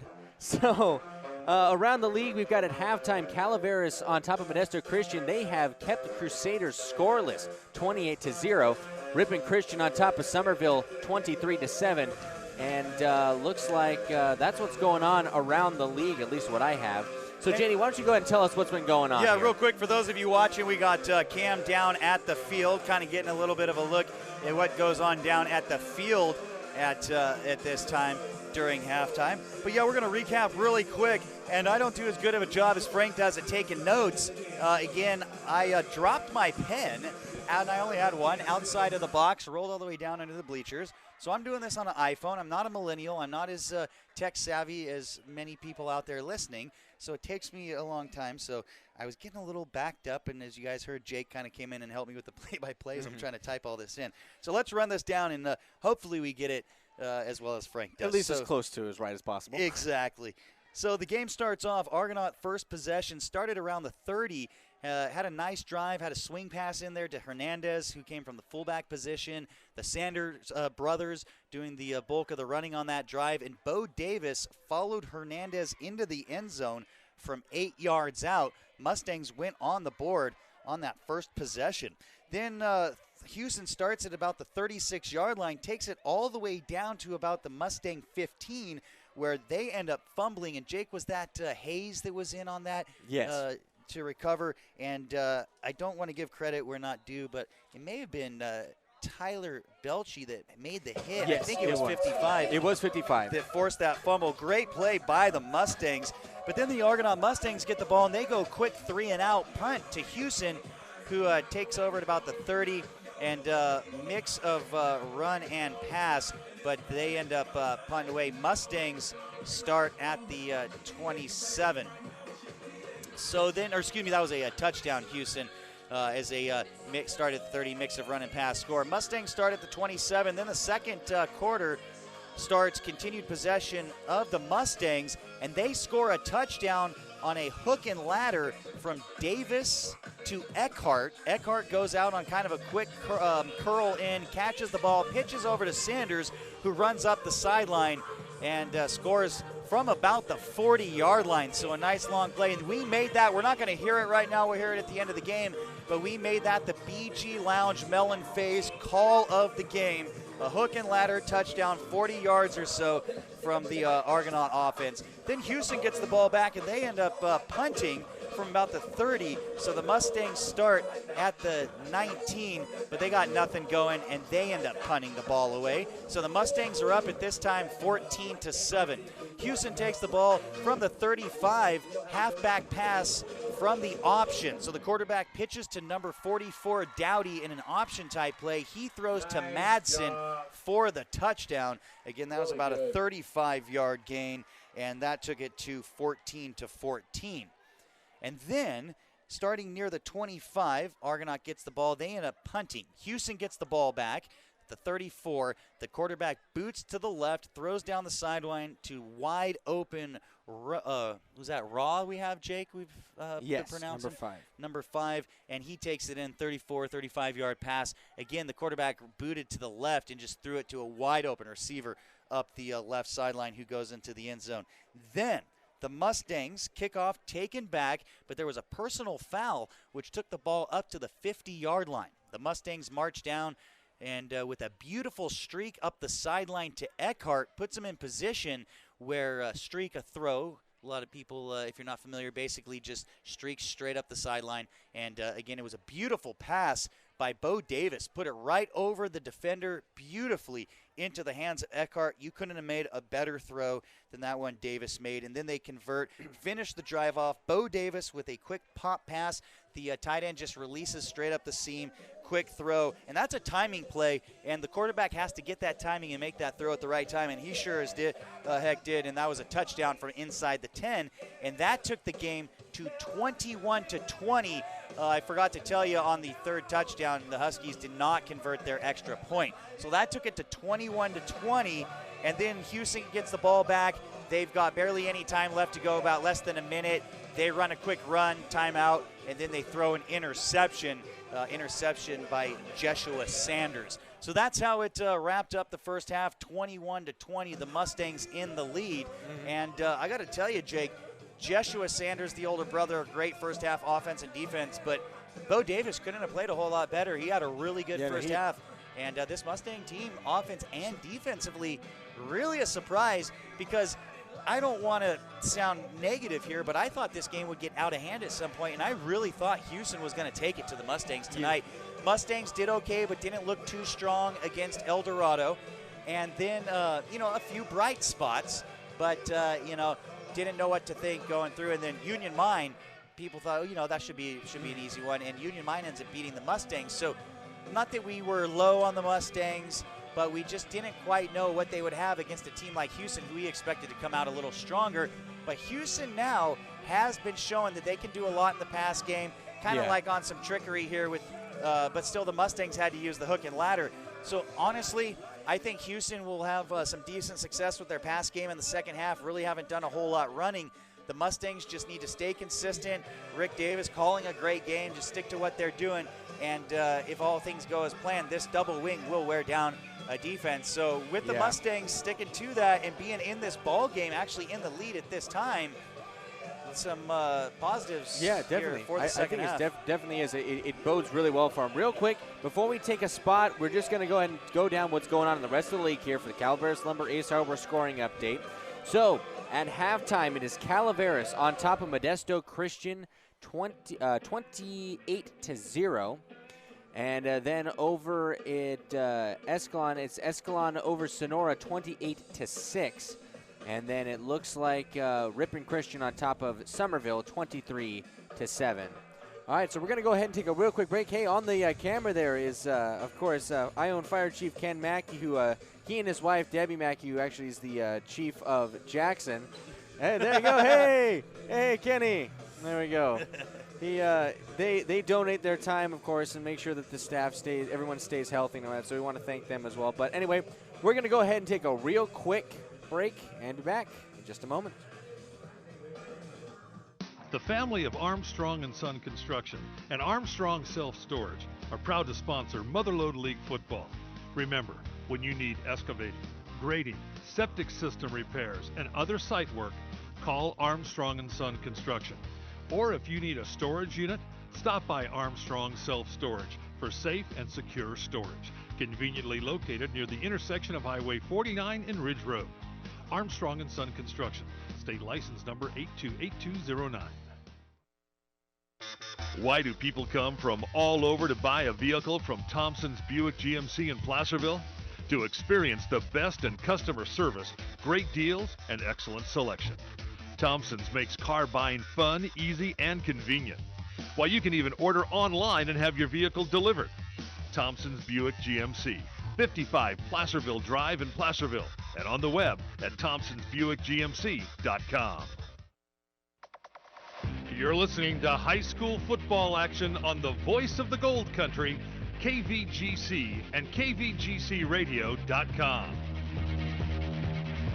And we're back here at Dan Barnett Field. Hey, real quick, we're going to go ahead and hear those 8-ball picks. So we know what Frank picked. So, Jay, do you want to read off what Frank picked? Yeah, and just a little background on this, folks. So Frank, in his mind, of course, and in many others, is a high school football expert. So he wants to pick these games. And, of course, if Frank picks them right, you're going to hear about it, okay? So we said, okay, we could pull out the magic 8-ball. You take these down by the end of the season, Frank. We'll see where we stand. Well, the 8-ball I don't think has been doing too well up against Frank. Frank's had some pretty good success the last couple of weeks. But let's see. So far, Frank picked tonight Sonora at Escalon. He picks Escalon in that ball game, Jake. All right. He has Modesto Christian over Calaveras, Ripon Christian over Somerville, Delta Charter over Bret Hart, Amador over Liberty Ranch, Hughson over Argonaut. The only Motherlode League team that Frank has picked to win this week is Amador. Now, how did the 8-ball shake it out? All right, let's hear. Well, welcome back to the Magic 8-Ball Pigskin Picks of the Week. Now, last week, the Magic 8-Ball went 2-3, but this week, the Spirit and Oracle of the Magic 8-Ball promise much better results. Well, at least I hope so. Anyway, on to tonight's predictions. First off, will Calaveras beat Modesto Christian? Magic 8-Ball says, ask again later. Okay, we'll do just that. Next question. Will Sonora make it into the win column tonight? 8-Ball says, you may rely on it. Okay, Magic 8-Ball picks Sonora. Will Somerville bring home a win over Ripon Christian? My sources say no. Oh, Magic 8-Ball picks Ripon Christian. All right, let's go back up to the Calaveras Modesto Christian game. Will Calaveras beat Modesto Christian? 8-Ball says, outlook good. All right, there we go. Next up, will Amador go to 2-0 with a win over Liberty Ranch? Most likely. And in tonight's Game of the Week, will Argonaut get their first win of the season? Magic 8-Ball predicts, outlook not so good. Oh, Magic 8-Ball picks Hughson. Well, there you have it. Tonight's Magic 8-Ball Pigskin Picks of the Week. Now, please remember, the predictions offered by tarot cards, horoscopes, psychics, fortune tellers, and the Magic 8-Ball are no more reliable than flipping a coin. Unless, of course, the 8-Ball runs the table on this week's predictions. Anyway, good luck, Motherlode League. All right, so that is what the Magic 8-Ball has picked for us. All right, and here as the Mustangs are returning to the field, let me go ahead and clear that out for us. All right. So, hey, we want to thank Cam Merzak again, who's running camera for us. As you can see, he's leading them down there. Anyway, so that's what the Magic 8-Ball picked. Jim, can you go ahead and just give us the real quick? So, looks like you agreed. Looks like the 8-Ball agreed with Frank here tonight. It agreed with Liberty Ranch and Amador. And then it disagreed with the Sonora Escalon, I believe. And then what else? I'm sorry, I didn't quite catch half of the last part of it. Hughson over Argonaut, Amador over Liberty Ranch, Delta Charter over Bret Hart. Okay. All right. Hey, so we'll see who comes out on top. And, you know, I'm really interested to see how these picks shake down because like we were saying, we were coming into this game thinking that this was going to be a much different ball game than what we've seen so far. But hey, I'm enjoying it. I'm loving this. Of course, I love high school football, but you know, it's just a lot more fun to see you know, a good game as opposed to a running table game. So anyway, I left you hanging because I went over there and I was talking to Matt King, Mr. King, about all the videos that you're seeing up on the scoreboard here. And we saw that beautiful Melon Phase ad up there, but really like what they've been doing with that. Here you see Cam's highlighting that right now. Quarterback club, snack bar tonight, steak sandwiches, $10. You're seeing all that stuff, which is really cool. And then all the action down below. But they did like the player profiles up there where they had the guy holding the football in his jersey, talked a little bit about him, you know, stuff like that. And like Joey's would have said, love SpongeBob. SpongeBob, like totally. that. But still, really still cool. love SpongeBob. Yeah. Hey, I still like DuckTales, Jake, so whatever, you know? Oh, hey, so funnily enough about cartoons from our childhood. And 2:35 left to go here, but we're going to have to get things going pretty soon, Jake. Yeah, we're going to need to get going soon in just a second. But hey, you know, but speaking of cartoons, actually DuckTales is being remade now. Did you know that? Yeah.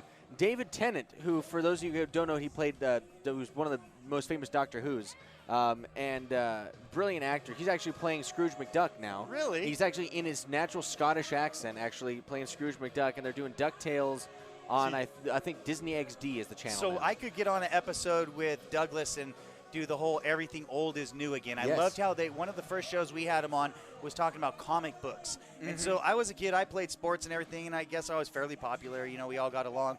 But I was a closet nerd, watched Star Trek The Next Generation, read comic books, things like this, right? And so they were talking about Marvel, how it's cool now. All these comic books are coming back, and, you know, Spider-Man was one of the largest grossing movies. Now the Marvel ones become blah, blah, blah, blah, blah, right? Well, DuckTales and Teenage Mutant Ninja Turtles. What is that all about, Jake? I know, right? Or TMNT, excuse me. But, yeah, all the stuff from when I was a kid's coming back, man.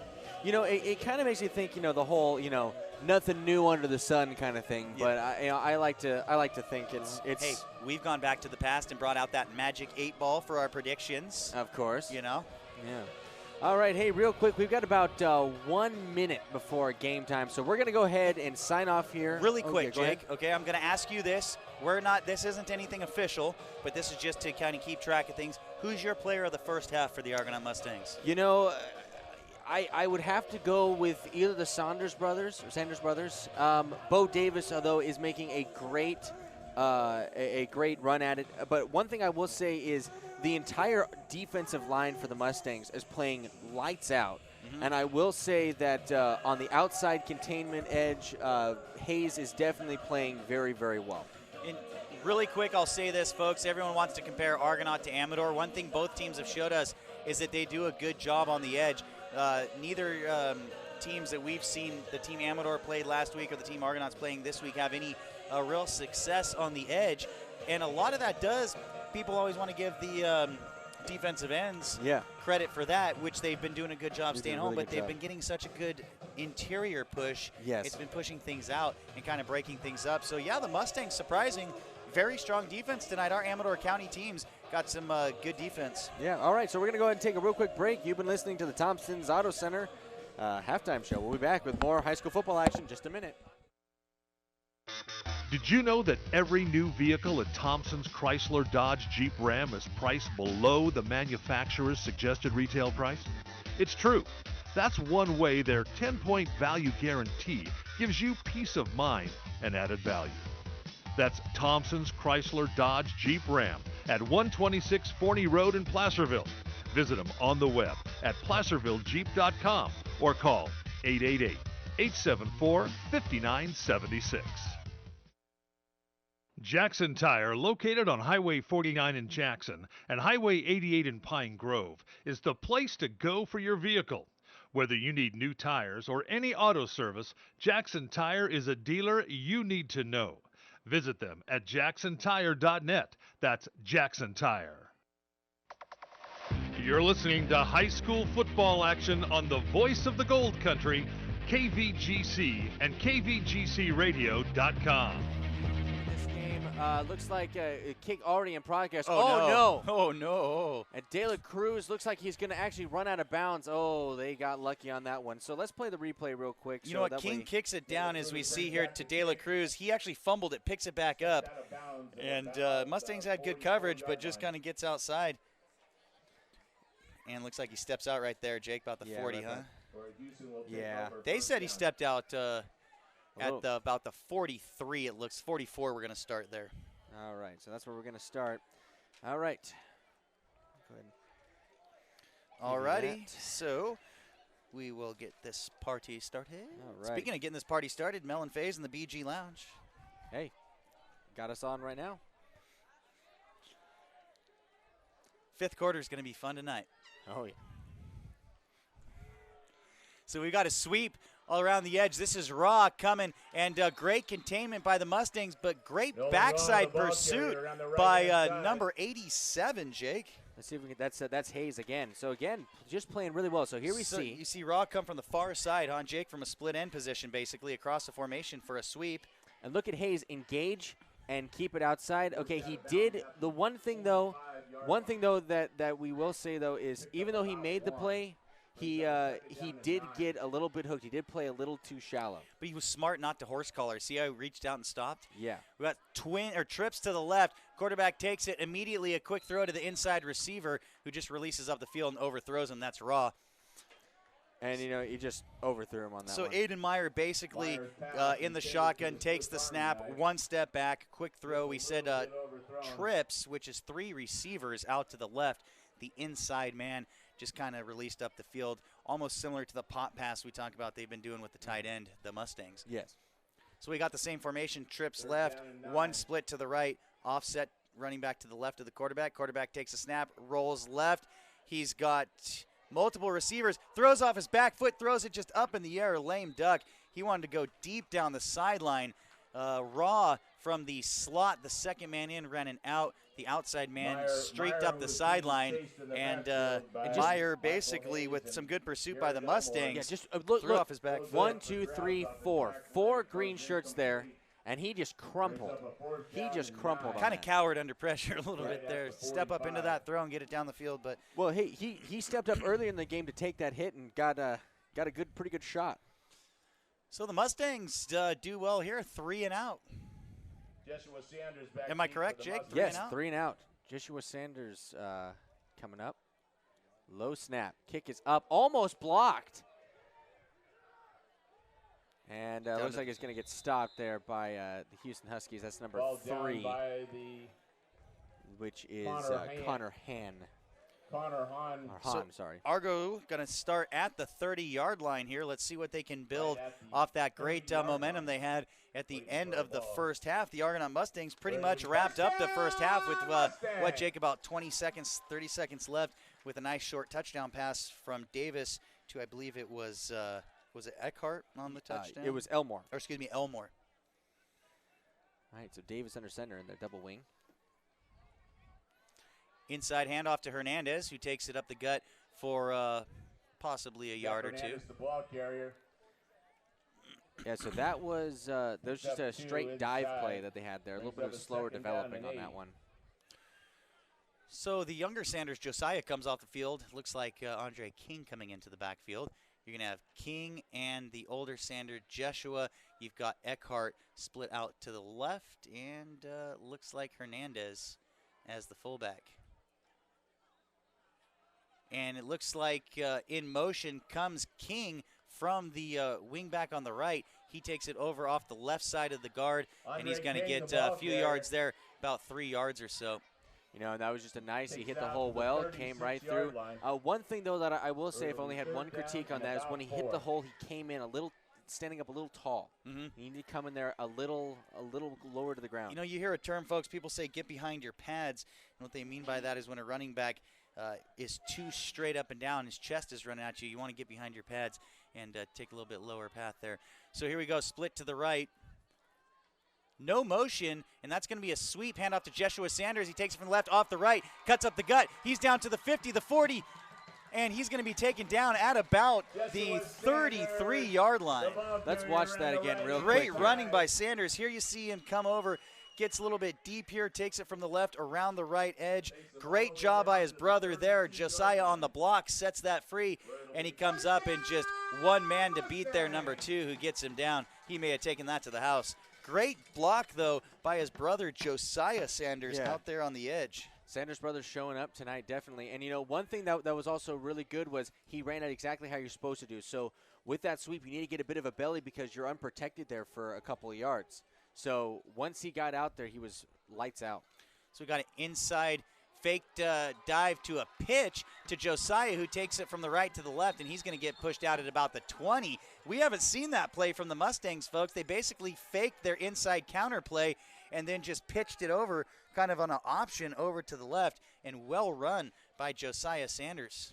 And that's going to take the ball up to the 20-yard line, and the Mustangs moving the ball at will here on the Houston Huskies coming out of the first half. And I got to say, Ricky Davis always has a plan with this team. A lot of times it's to wear the other team down, pound them down. But they're starting to show some versatility in this offense, still taking it to the defense, still doing what they do, but showing a little more here. And I really like this call so far, the way that Davis has called this game.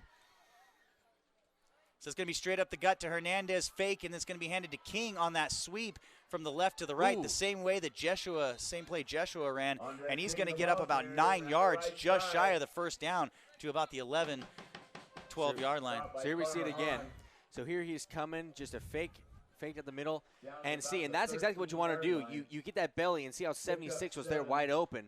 So that belly made him too deep for him to come in. And when you say that belly, Jake, that's where he comes straight down the line and he kind of goes back a little bit in the backfield, gets that little bit of depth, and then can come hitting the line of scrimmage hard, shoulders up. And and if you run it too shallow, 76 gets you all night. Or you push it out too. Exactly. So fake counter inside. Davis keeps the ball, and he's going to take it up just past the 10. Looks like he may have got to the 9-yard line. I believe he got the first down there at the 10. Let's see what they got. Looks like, let's see where we get the spot. Let's see how they spot him. And Jake, as I said, and as you well know, most people listening know as well, the double wing offense, a possession offense that really wears down the defense. And a lot of people will say, well, why doesn't the offensive line get worn down the same as the defense? Because the offensive line is taking the action to the defense, okay? So the offensive line knows exactly where they're going. The defensive line needs to read and react, get off blocks. They have to work a lot harder, and so that's why you wear down the defensive line, and the Mustangs look like they're doing that right now to Houston. So Davis fakes an inside handoff. Looks like it may have been a little bit of a broken play. That was a broken play, definitely, on that Looks like a loss of 2, but we do have a penalty marker coming in to the backfield, so we'll see who this is against. Yeah, let's see if we can. Against Houston, we're looking at a first down. Against the Mustangs, we're looking at a 4th and long. Yeah, it looks like somebody missed an opening cue there. All right, let's see what the white hat has for us. 7:09 left to go here in the third quarter. 21-20, the Mustangs up in this ball game. While Jake watches for this. Oh, Jakey, we got a face mask. We got a face mask against Houston, and that is going to be a first down for the Mustangs. As they're going to say here in a minute, first down, Mustangs. So that's going to put him about. Which I don't like that call so much when your ear is next to the speaker. Yeah. When you're in the crowd, it's cool. Yeah, you know, it's one of those things that I guess when you come here, it's kind of one of those things you kind of expect. But the best thing is when we can't find the number on a player. They usually have it. Yep. 84 right there on the tackle. Ooh, thanks, announcer. All right, so we've got Eckhart split to the left. We've got our double wing formation here. And it's dive up the middle to Hernandez, and Hernandez is going to take it past the 5-yard line there, up to about up to the 5-yard line. Excuse me. Looks like a gain of about 2 or 3 yards. That's going to bring up second down and about 5 or 6. Yeah, just a roll and rumble right there, straight up dive. You know, one thing that I will say about Houston is they've definitely come into the second half, and their interior is definitely starting to stand up a bit more. Definitely. So you can see them getting up slow off the ground, but you can see that happening too. So now this is kind of the thing where they need to put the throttle down. The Mustangs need to just keep it going. I want to see him boot Davis out.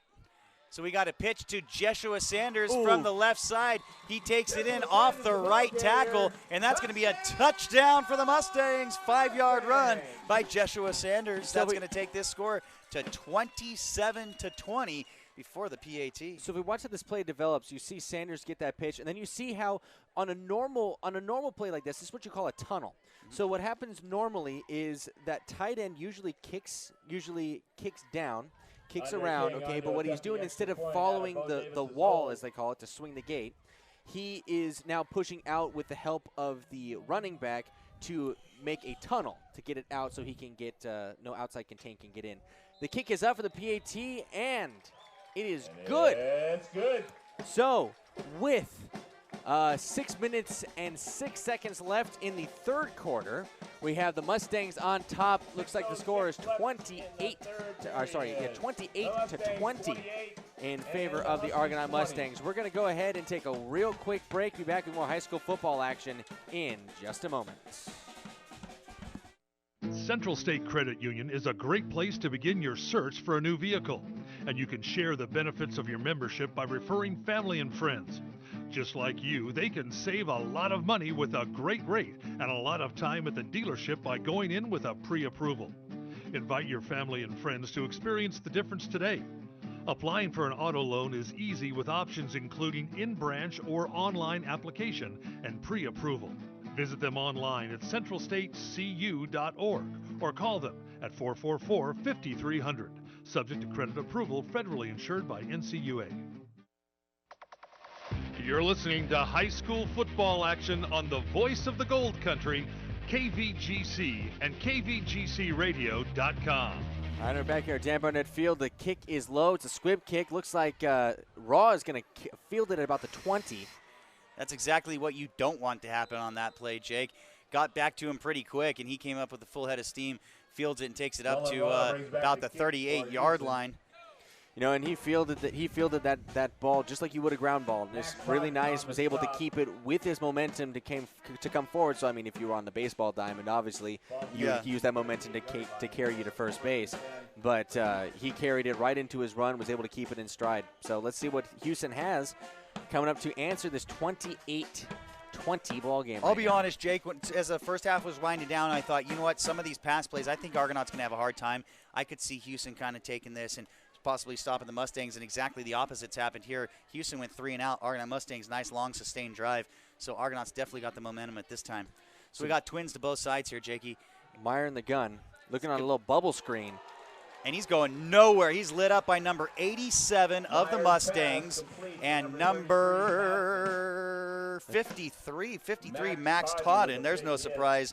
But 87 is a new ball player. We do not have a number on number 87. 87? Oh, that is, I believe 87 is Hayes. Okay. Is it? No, I'm sorry. No, 82 is Hayes, sorry. Okay. So we've got De La Cruz to the right of the quarterback, twins to both sides. He's in the shotgun. He takes it, hands it to De La Cruz, who's going to go up the middle, shifting back and forth, not very decisive, but he takes it down about 4-yard run there inside the 43-yard line there, excuse me. Stopped right at the 40. So, Jake, I'm going to do the play-by-play here for the rest of the third, and we'll give it to you for the fourth if you want to take it. Okay. Switch it up a little bit, or maybe we'll go possession by possession. We'll see. Have a little fun here, huh? All right. All right, so we split 2 to each side. Back to the left of the quarterback in the shotgun. He rolls to the left. The back rolls out to the left into the flat. He takes it on just a quick drop-off, and he's going to take it up for some positive yards down to about the 45-yard line. Let's see that again. So let's see how that develops here. So a little slow on that uptake here. So there's that back, Jake. He just kind of stays home like he's going to block, then releases out into the flat. Nice, easy throw. Nobody near him. And then runs past Sanders here, number 12, and didn't quite see who took him out there, but not what the Mustangs wanted to see there. And that's just a beautifully executed waggle pass. It was very, very well done. Quarterback let the defense suck up and just dropped it off. Quarterback rolls to the right, looks back to the left, hits number 22, De La Cruz in the flat, and he's going upfield and gets up to about the, I can't see that far, Jake, 20-yard line? Looks like it. Yeah, looks like that's where they're going to spot him. And one thing we just got to say on that thing, this is the third or fourth sort of slip screen that they have done that Hughson has done here on the Mustangs. And I got to say, guys, if you're a defensive lineman and you have nobody blocking you, get back, scrape down, because you're not going to catch the quarterback. True. And he's going to dump it right over the top of you. All right, so back to the right, De La Cruz, the quarterback. He rolls to the right, hands it off to De La Cruz, inside handoff, who takes it to the left, and he cuts through the Mustang defense, and he's going to get into the end zone, Jake. Touchdown. For Hughson. Yeah, let's see this draw, how this one develops again too.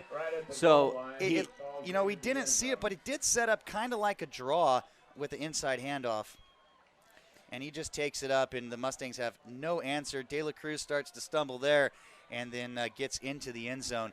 So, you know what?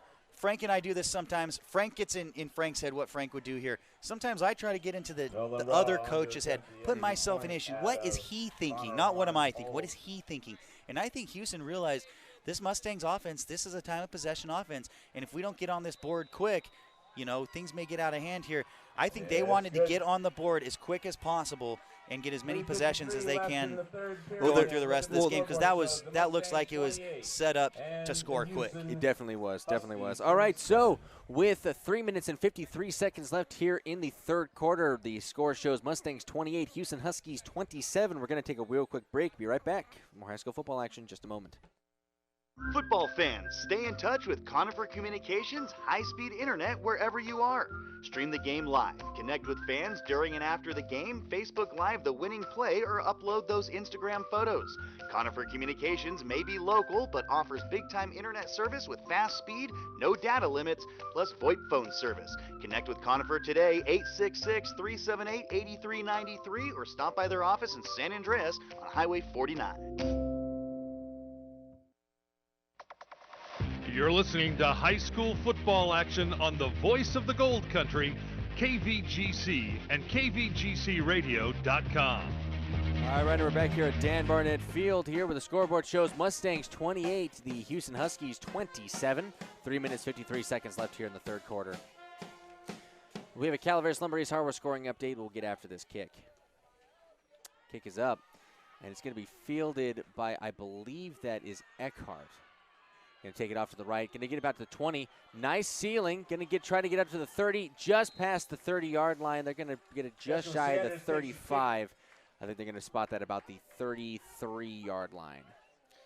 And that's where the Mustangs will let me get my headset fixed here, Jake. That's where the Mustangs will take over. First down with the lead here, 28-27. The Mustangs still in the lead as Hughson missed one of their extra points in the first half. Yeah. Hey, we have a Calaveras Lumber Ace Hardware scoring update here. So Ripon Christian on top of Somerville 30-7 in the third quarter. 2 minutes left in the third. Calaveras 35, Modesto Christian 0. And with 30 minutes left in the game, Escalon on top of Sonora 35-13. And we've got Davis under center. Motion from the left to the right. Looks like it's going to be a little give up to Hernandez. Hernandez is going to keep rolling and rumbling, and that was a beautiful trap on that. Nice job by Hernandez up to the 50-yard line, Jake. About 17-yard gain. Zachary Hernandez. Let's watch that replay right there and see what happens. So you notice here, so you see that the pulling guard and tackle right there. He's taking up that second guy up the hole. That nice trap gave him a beautiful run up the center. Beautiful, I guess you wouldn't call it a counter because it's going to the fullback there, Jake, but the way that it's run, it's a pitch. It's a fake pitch, and then kind of an inside handoff to the fullback. So it's kind of like a dive and a counter combo in a way, huh? Yeah. If I know anything. All right, Davis fakes that same play, and he keeps it and follows up the middle, and he's going to get down to about the 45-yard line. Number 44 for Hughson on the stop there. That is And Davis looks like a football player. I tell you what, if I was 5'7", I might run a little scared. And he doesn't run scared, does he? No, he does not. Well, I mean, hey, you were, what, 5'7" in high school, right? Me? Yeah, 5'7", 110, right? No. 5'8", 111, fool. What are you talking about? I graduated high school at 165. Oh, boy. Little guy. 2:41 left to go here, third quarter. Pitch to Jeshua Sanders. He's the wing back on the left, and he takes it over to the right, as they usually do on their toss play. And he gets some positive yards up, about 2 yards or so, to about the 43. About 2 on the play. All right, so just a couple modified tosses here. What they're doing is they're trying to keep that outside pressure from coming in, looping around the wall, or the gate that gets swung if you kind of know the offense, or what we've just kind of been seeing if you really just take a second to just look at how these plays develop.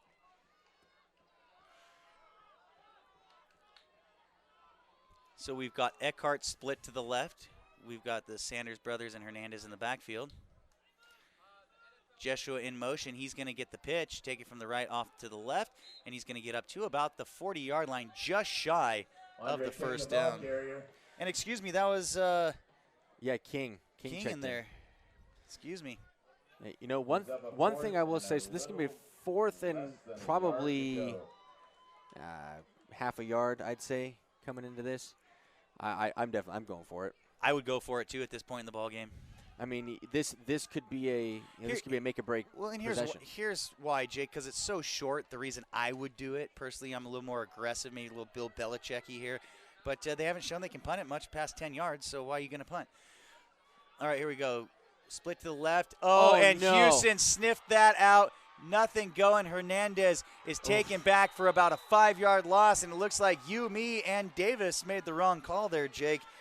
And I know if he's listening right now, Frank would say, I told you I would have punted it. Well, Isaac, the Mustangs have shown great success on that short running game, but Hughson knew exactly where they were going on that play. But we have a Hughson Husky down on the field. Let's take a quick break, and we'll bring it back here to Argonaut High School. Glass Doctor's new showroom and design center is open. See and feel heavy glass shower enclosures, quality vinyl, luxury wood windows and doors. Whether it's new construction or remodels, foggy and broken glass, homes and commercial buildings, we do it all and are happy to consult with you for your project. We still install quality auto glass and calibrate your windshields for safety.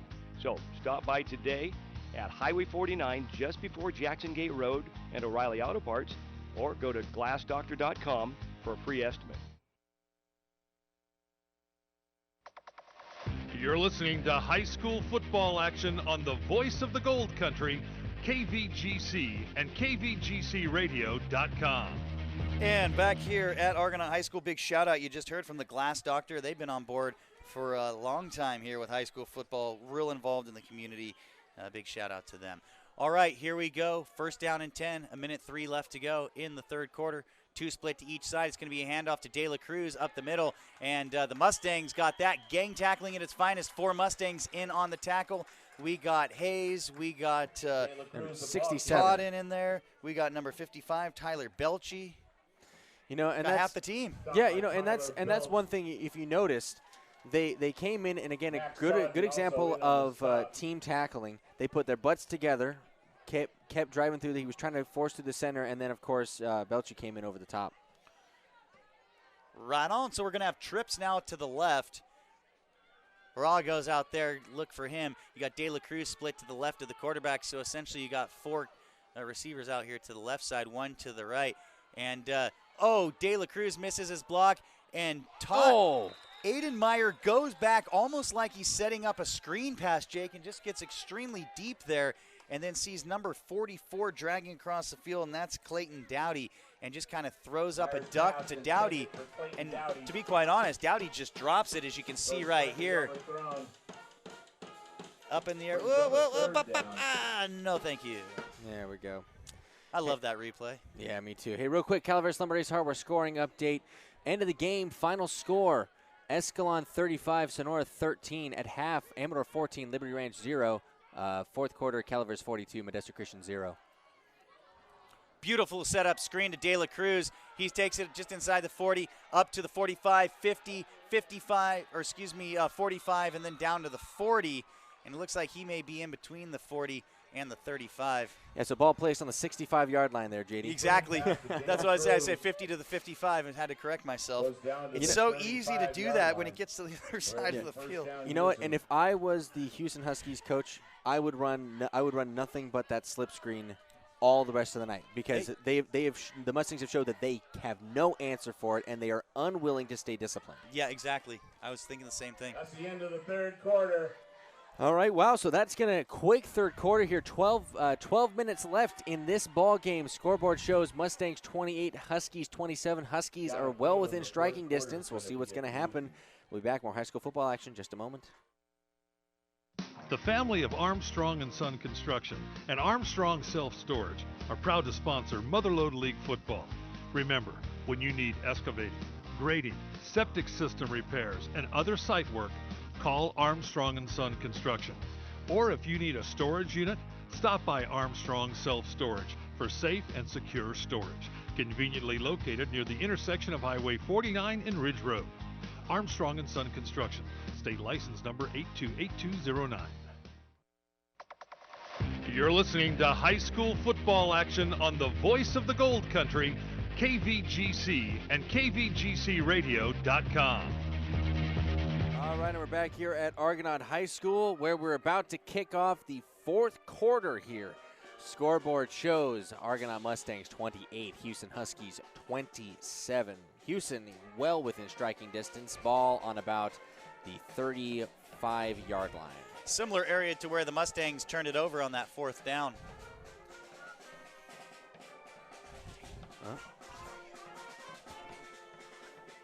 All right, so we've got twins to both sides, split and a slot. We got De La Cruz to the right of the quarterback. Quarterback takes a snap, wants to make a quick throw, bubble screen, fakes it to an up the sideline, and it's Raw just sitting there. I didn't see Raw's pattern, unfortunately, folks, as I was watching the bubble screen, but he ended up the right sideline and was just dropped in his hands wide open. And that's that quick scoring ability they have with this passing game, and that's going to take this score to 33-28. So with the missed PAT in the first half, they may go for 2 here as they're trailing by 5. A PAT is going to get them trailing by 6.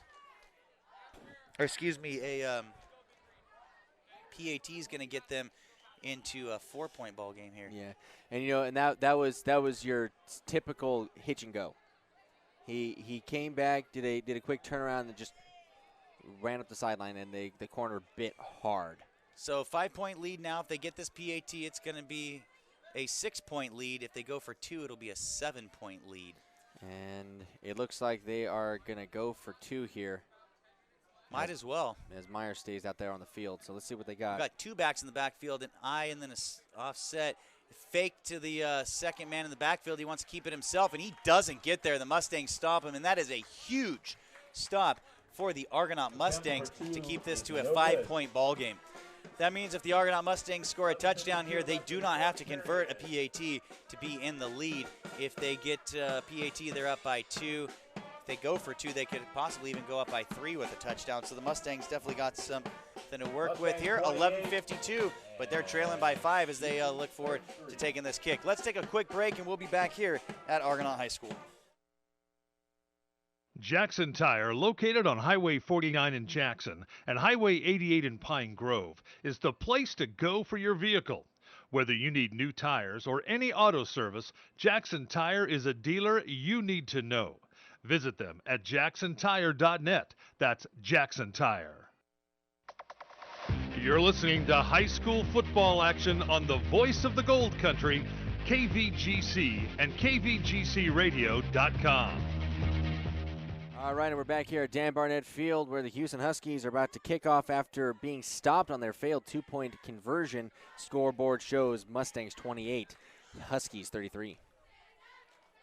It's a nice stop down there, too, on that 2-point conversion. And as you were saying before it happened off the mic, that was a huge stop there for the Mustangs. So 33-28 before the kick. And here comes Raw. He kicks it off. It's a short kick, and it's going to bounce down at about the 25. Oh, and Joshua Sanders has to run up and dive on that ball to keep possession for the Mustangs. It's different from a punt, of course, on a kickoff.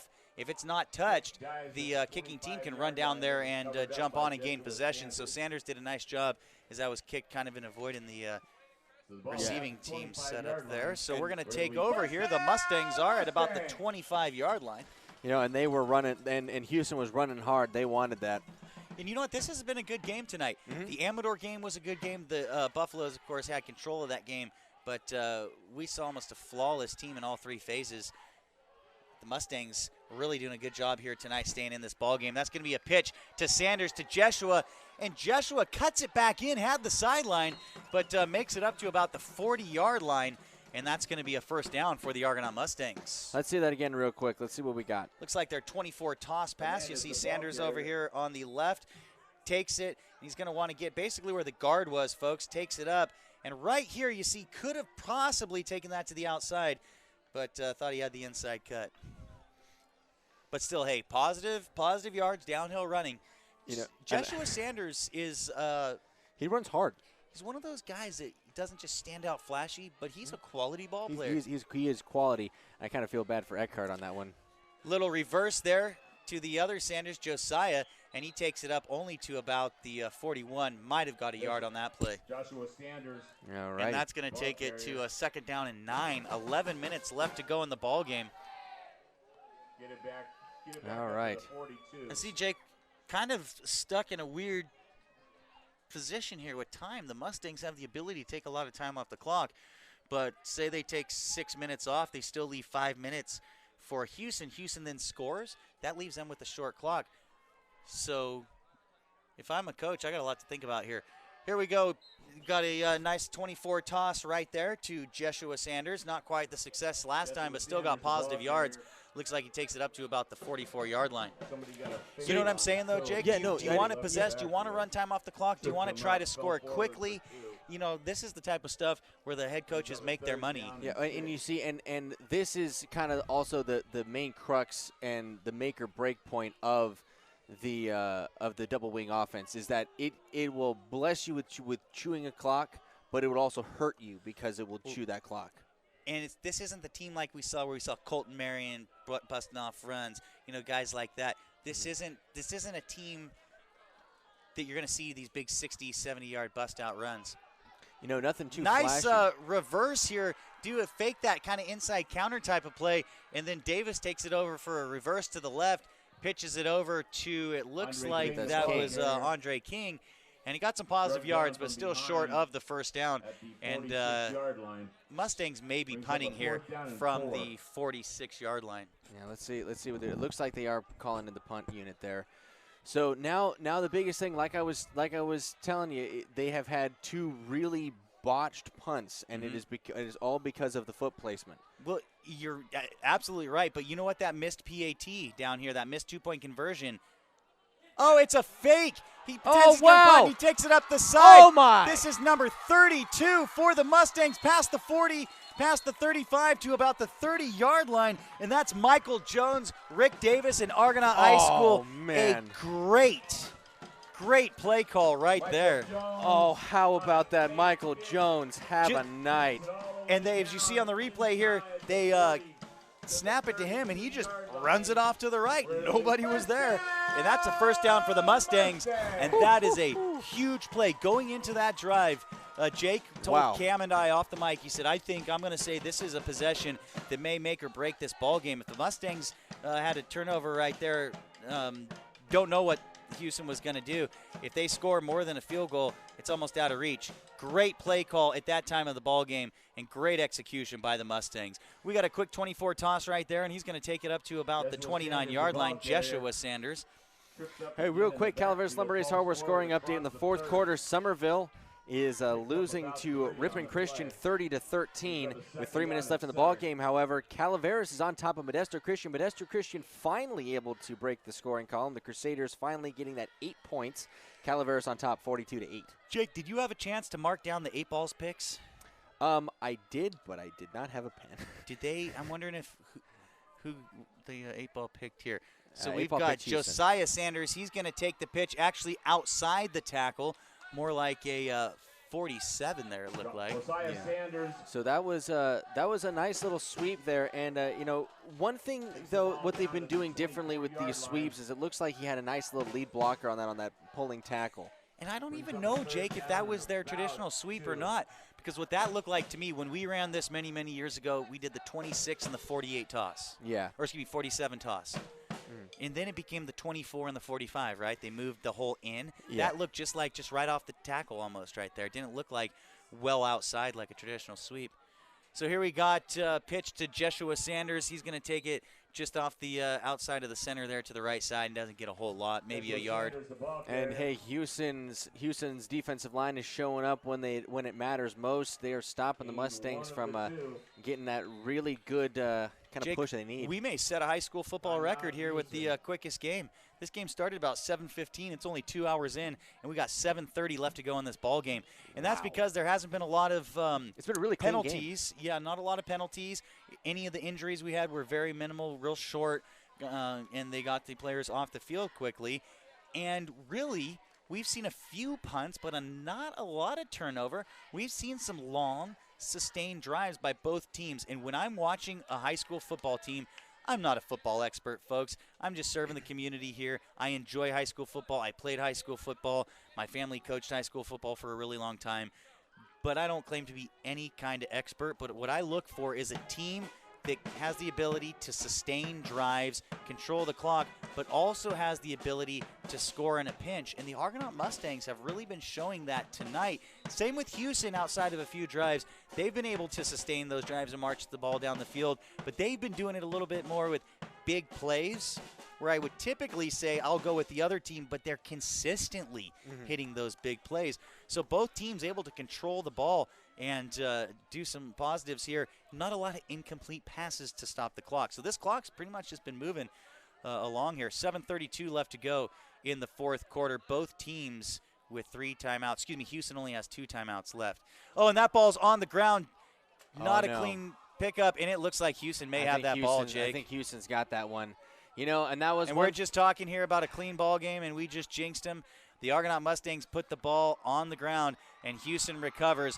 That was huge. That was huge right there, folks. You know, and one thing I can't show you the replay because I didn't quite set the thing up for that. But if you noticed, Houston was coming with the blitz. They were timing that down every step of the way. So what Davis should have done there is they should have tried a hard count. He should have seen something that, hey, look, there are 8 guys where I'm trying to put this ball. There is no way that my 6 guys are going to carry that. You know what? For a sophomore quarterback, though, I don't know how much they give him to. Well, I mean, yeah, you know, I know that Davis does run a very tight ship, and it is very much like that. But, I mean, when you see something like that, you got to know something. The first thing you always have to do is get that snap, most important. So we've got a handoff inside to De La Cruz. Again, Mustangs playing hard right here, playing with a little anger there. And stop that, maybe a yard. De La Cruz, the ball carrier. Yeah, if a yard. Stopped right at the line. Yeah, I think. So 7:07 left to go. Clock is ticking. The Mustangs have the ability to stop the clock if needed. A little early here to be calling any timeouts, but they've got 3, all of their timeouts. So great job managing this game so far by the coaching staff. Houston has 2 timeouts left. So we've got one of the split ends in motion from the far side. Oh, ball's on the ground. Formation. He wants to do an option pitch, and he doesn't field it. And Houston gets right back on the ball. This is a play Houston's been doing, and that one went to Raw, and he's looking a little slow to get up. If that's the case, that's going to hurt Houston. But they took the split end, as you see, coming across here, tried that option pitch to him, and he just can't field it cleanly. And they get a huge break as Sanders was coming in there, almost had that ball. That would have been another really big one. But still, it brings up first down in about 12. Third down in about 12. Big play for the Argonaut Mustangs here. Quarterback rolls to the right.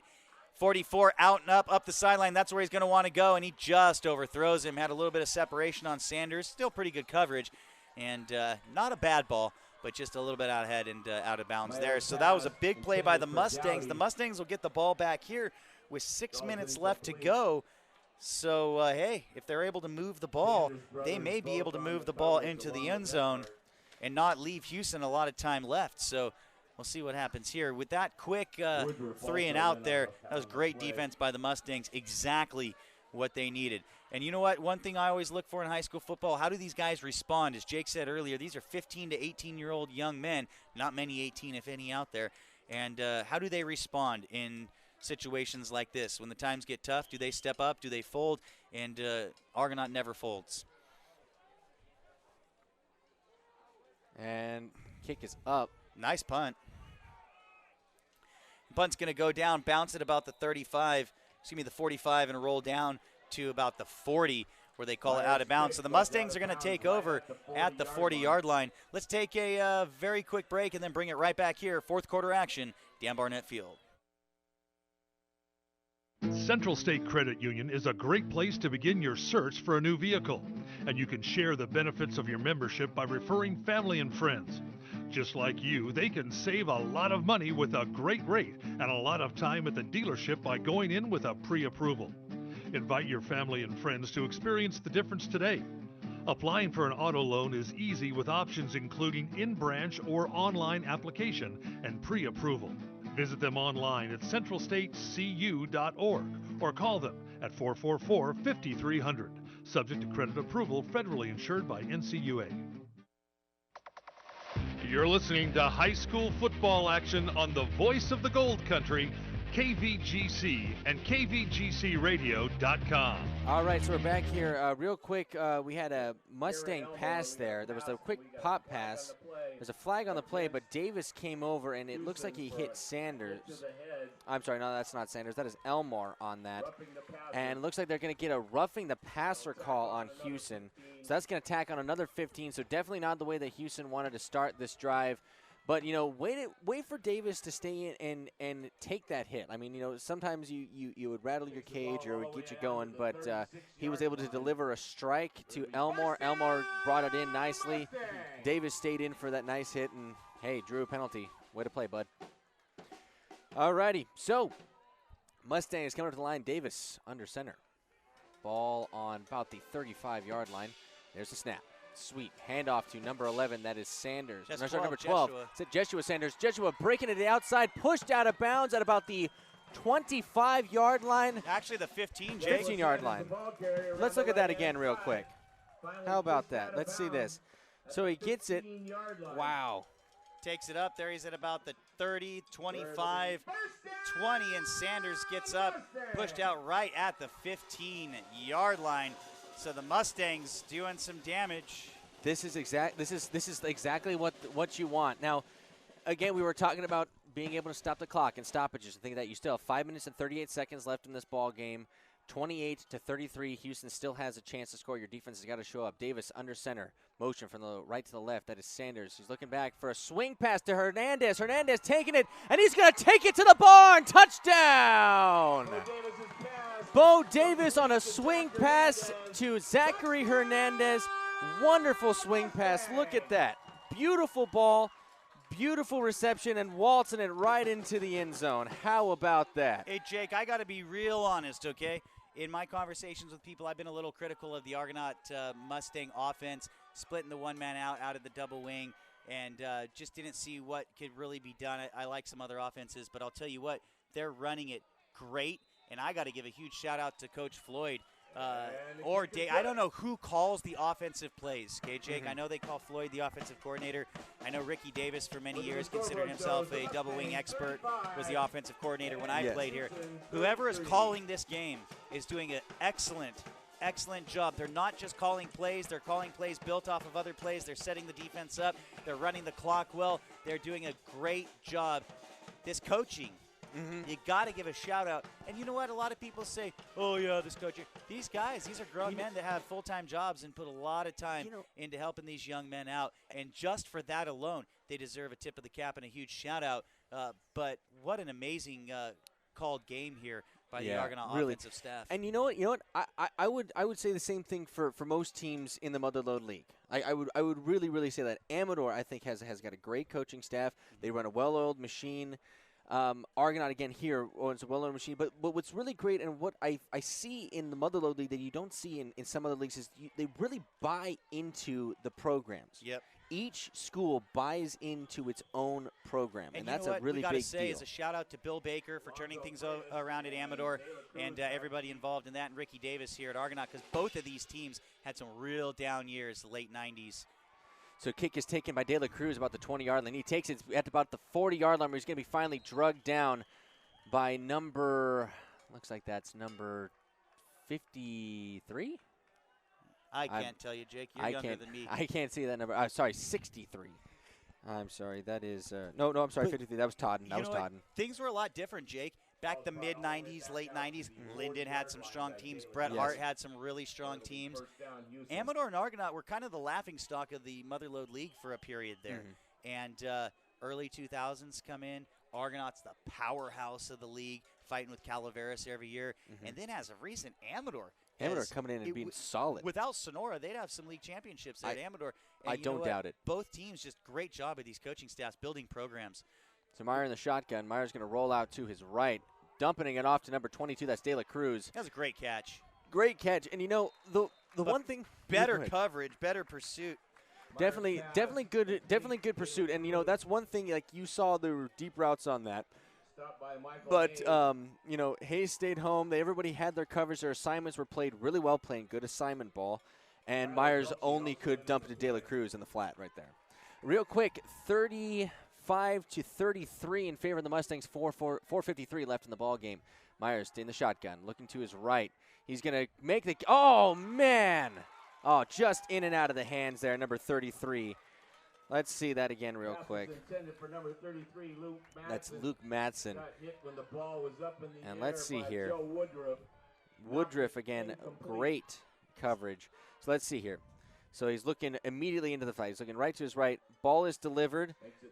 Delivered well. And Woodruff just right there. And he played that perfectly. You saw him crouching, sitting in wait, waiting for that ball to get touched. As soon as it was touched, boom, he was on him. And the snap, motion from the right to the left.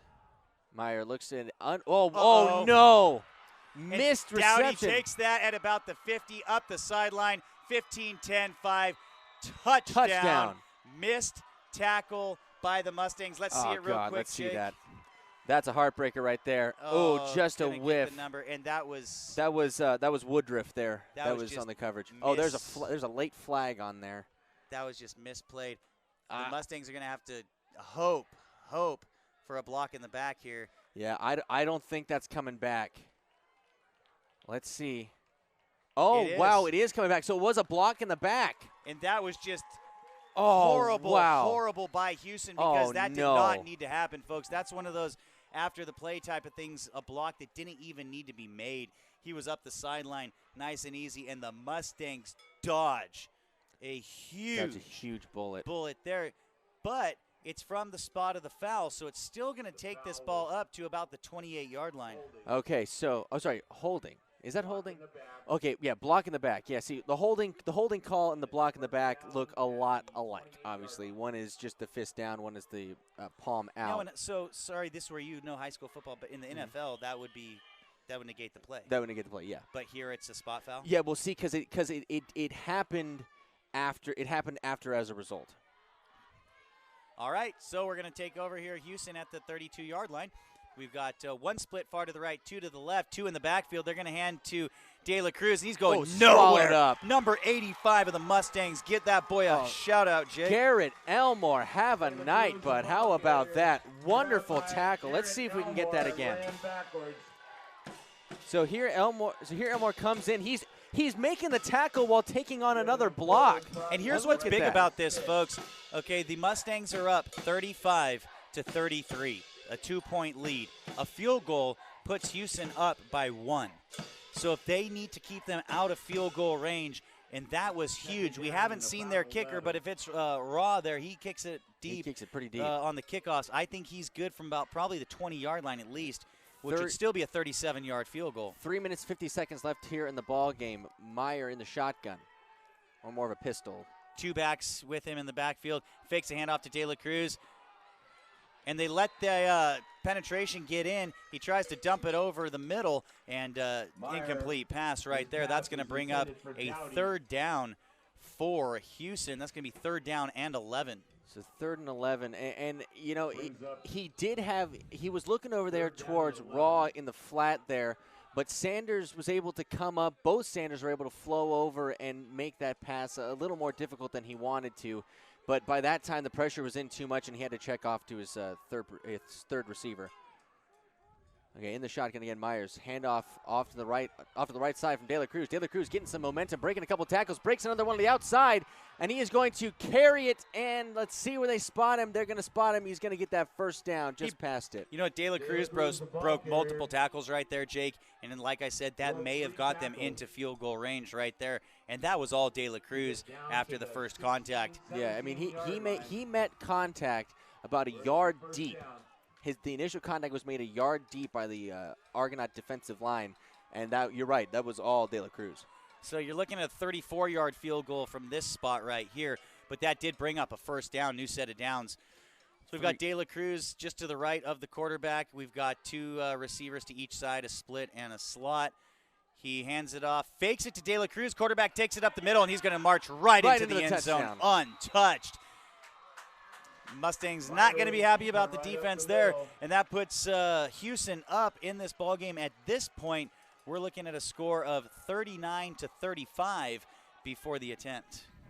So here's the fake to De La Cruz. He pulls it out. You see him go up the gut, and that's just beautiful blocking by Hughson right there. Everybody executing, and that's what happens when every man does his job. Things work out well. So a great play by Hughson there.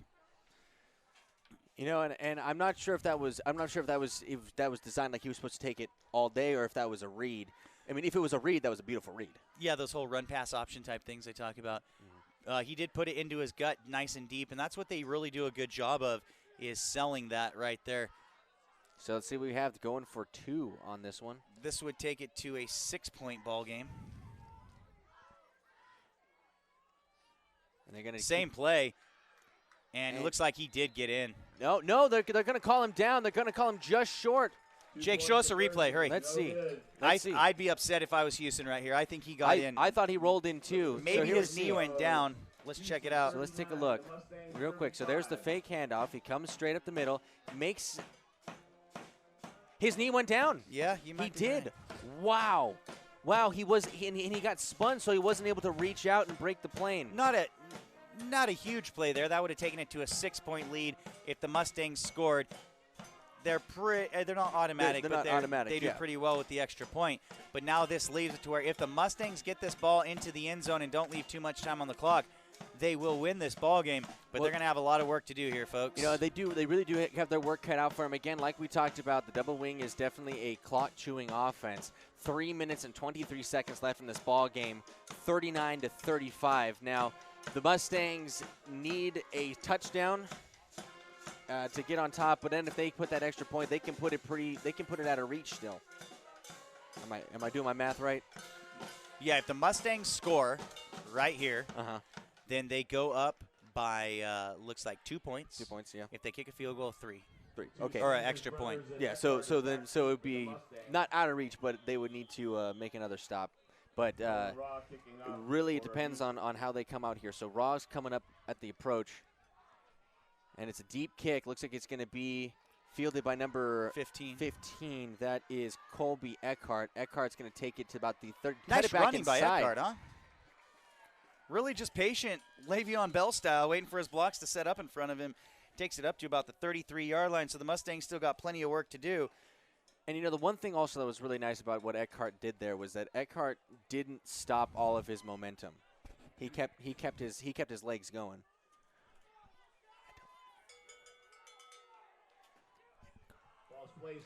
All right.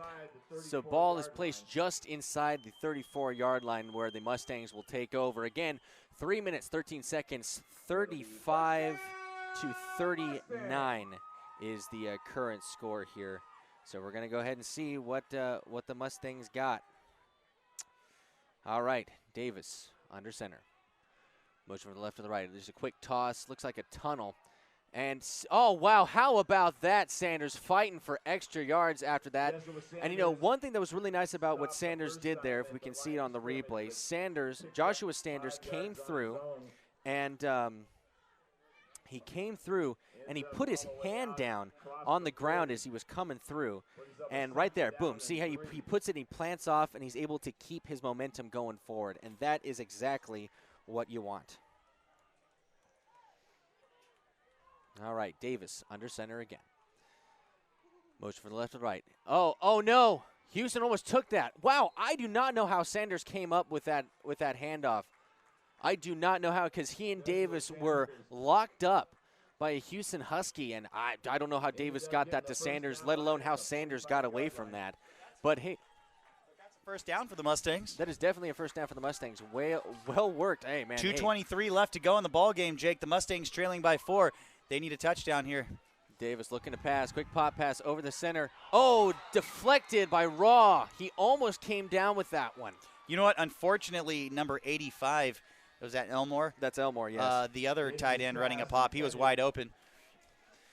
So, you know, we got one thing we got to think about, you know, we have to make sure that he doesn't have a safety blanket receiver. You know what I mean? He does need to look around. He can't just throw it to Eckhart, who has been one of his more favorite targets. You know what, though? The kid's not afraid in the pocket. You notice that? He is bounces around the way a quarterback's supposed to. He does a good job. We got a split to the left, and he's going to hand off to Sanders in the backfield on that sweep that they've done successfully. But they've lost about 5 yards, and now the Mustangs got a lot of work to do here, folks. We're looking at a third down and 15 or more. 2 minutes left to go in this ball game, and that's going to stop the clock at the 2. So 2 minutes there. Mustangs call a timeout. 2 minutes left. 35 to 39 in favor of Hughson. Again, 2 minutes left in this ball game, so we're going to have a 2-minute offense now. But here's the thing. The Mustangs have got a long field to convert now. They really do, Jake, but I'll tell you what, regardless of how this game ends up, this team, there's some missed opportunities, few mistakes on defense late in the game, but I'll tell you what, Argonaut, I don't know of anyone who picked Argonaut to be in this ball game.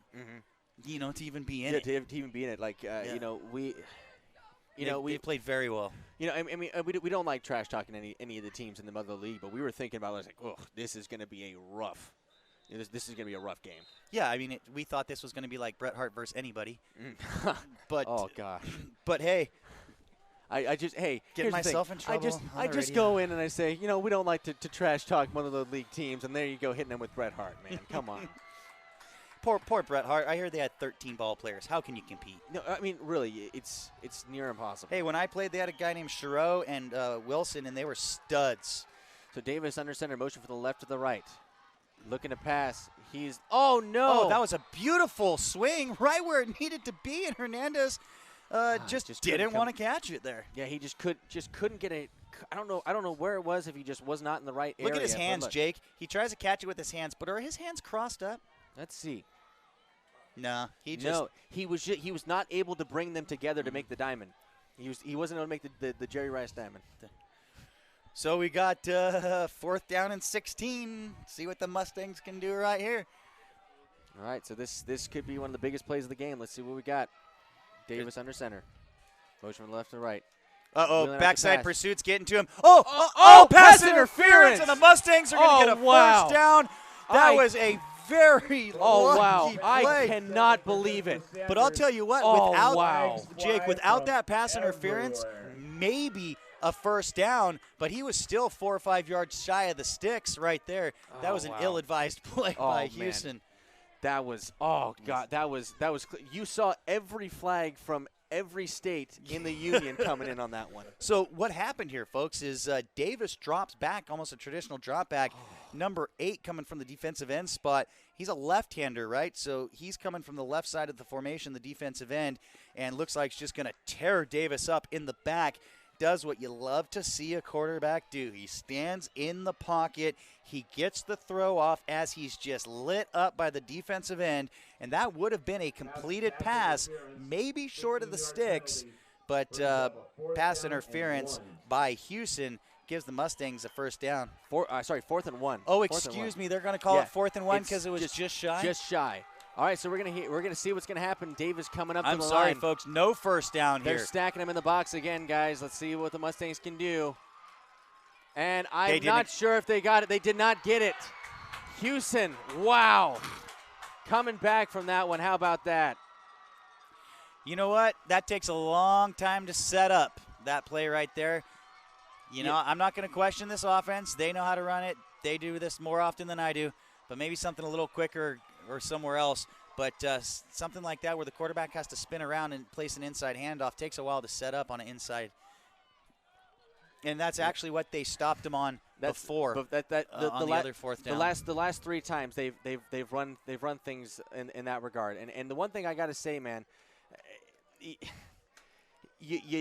I don't know. I'm not gonna question. Here's it, the man. thing, folks. Okay, do you hear any fat ladies singing opera out here? I don't hear it yet. There's a minute 44 left to go. The Mustangs have 2 timeouts, so they may be able to get this ball back and try to get something quick. So it's not mathematically over, but all but over at this time. 1:44, 2 timeouts for each team. The Mustangs trailing by 4, and nice drive there, but just a little short. So they hand to Rose, coming around on a sweep to the right side, and the Mustangs do a good job of pushing him out. Doesn't look like they can get him out of bounds, so that's going to keep the clock moving. 1:35 and counting. 1:35 and counting, and looks like Calaveras Lumber Ace Hardware scoring update. The Mustangs are going to call a timeout. It looks like, and it looks like Amador 21 in the third quarter, 21-0 with 6 minutes 41 seconds left in the third quarter there. So. Again, this game's sitting about 1 minute 31 seconds, 35-39 in favor of the Hughson Huskies. Okay. I got so excited watching the end of this football game here. Hey, Jake, will my personal hotspot mess up your action over there? No, we should be just fine. Sorry, Jake's my tech guy. Jake's a millennial, and I'm a generation. Am I X? What do they call me, Jake? The Oregon Trail generation? I'm like right on the line with Generation X. I don't know what the heck I'm doing half the time. You know, so in my history class, we actually talked about generational studies and things like that, and nobody knows. Yeah. Nobody knows where one generation starts and the other one ends. Like really, they're usually marked by large landmarks, but in the last couple decades, there've been a lot. All right, so Meyer in the shotgun. Looking to the right. He's going to hand it off in a quick delay to De La Cruz. De La Cruz is going to slip a tackle, and he's going to get about 3 or 4 yards on that carry. Going to bring up a 3rd down and about 4, I think, depending on where they spot. And the Mustangs are going to call their 3rd and final timeout, it looks like. So what that means, folks, if the Mustangs do get the ball back, they're not going to have timeouts on offense. They really did do a good job of taking their timeouts deep into this 4th quarter and into the second half. So this isn't mismanaging of timeouts or anything along that line. You know, the scoreboard still says 1, but I could have sworn that was. It also says 2nd down and it's 3rd down. Yeah. Oh well, it just rolled over to 3rd. Did it? Okay. Yeah. Let's go. So, you know what? Until that gets wiped off the scoreboard, I'm going to say, you know, one timeout left. So Mustangs still have time here. 20. We want to thank everybody who's been tuning in. We had a bit of a snafu with Facebook. I know you normally would hear us or see us, the live streamer on Facebook, but we're here on YouTube tonight due to a bit of a communication error. So, all right, yeah. So I guess we just got an official correction. So it is 1 timeout left there with 1 minute 19 seconds left. Oh, Mustangs jump offsides, and I think that is going to bring it up to the 1st down. And we'll see. Yep. Oh, man, mental error at the very end of the game is not how they want this game to end. Are they going to bring the chains out? Yep, they're bringing that. They're just calling it. 1st down, ball game over. Yep. So Hughson will now most likely down this ball, take away the Mustangs' last time out. Hey, folks, Cam Merzlak up here filming for us. RTV Merzlak signs, and if you ever see up here some shaking going on in the camera, that is me doing the kicking Cam's tripod. So it's kind of like when you're doing free throws in the NBA, Cam, and they start waving stuff behind there. Yeah, come on, how you doing, Cam? How you doing? There we go. Jim said we're losing signal, Jake. Yeah, I think. I think we just lost it on the. I think we just lost our audio on the radio. Yeah. All right. Oh, there's a flag, so I guess they're gonna call a delay of game on that one, of course. So that's fine, taking it in. Okay, so we're back on the radio now. Okay. All right. Good. We're back. That darn old 37-year-old idiot plugging things into computers and stuff. Hey, that was me. That was squarely on me. I didn't think it would bother it. Oh no, it looks like it was on the Mustangs. So I guess maybe an unsportsmanlike or something. I'm not sure. See, clock running. And, yeah, they're going to carry this one in. 1 minute, 10 seconds left here in the ball game. Meyer under center in victory formation. Waiting for the count off from the umpire.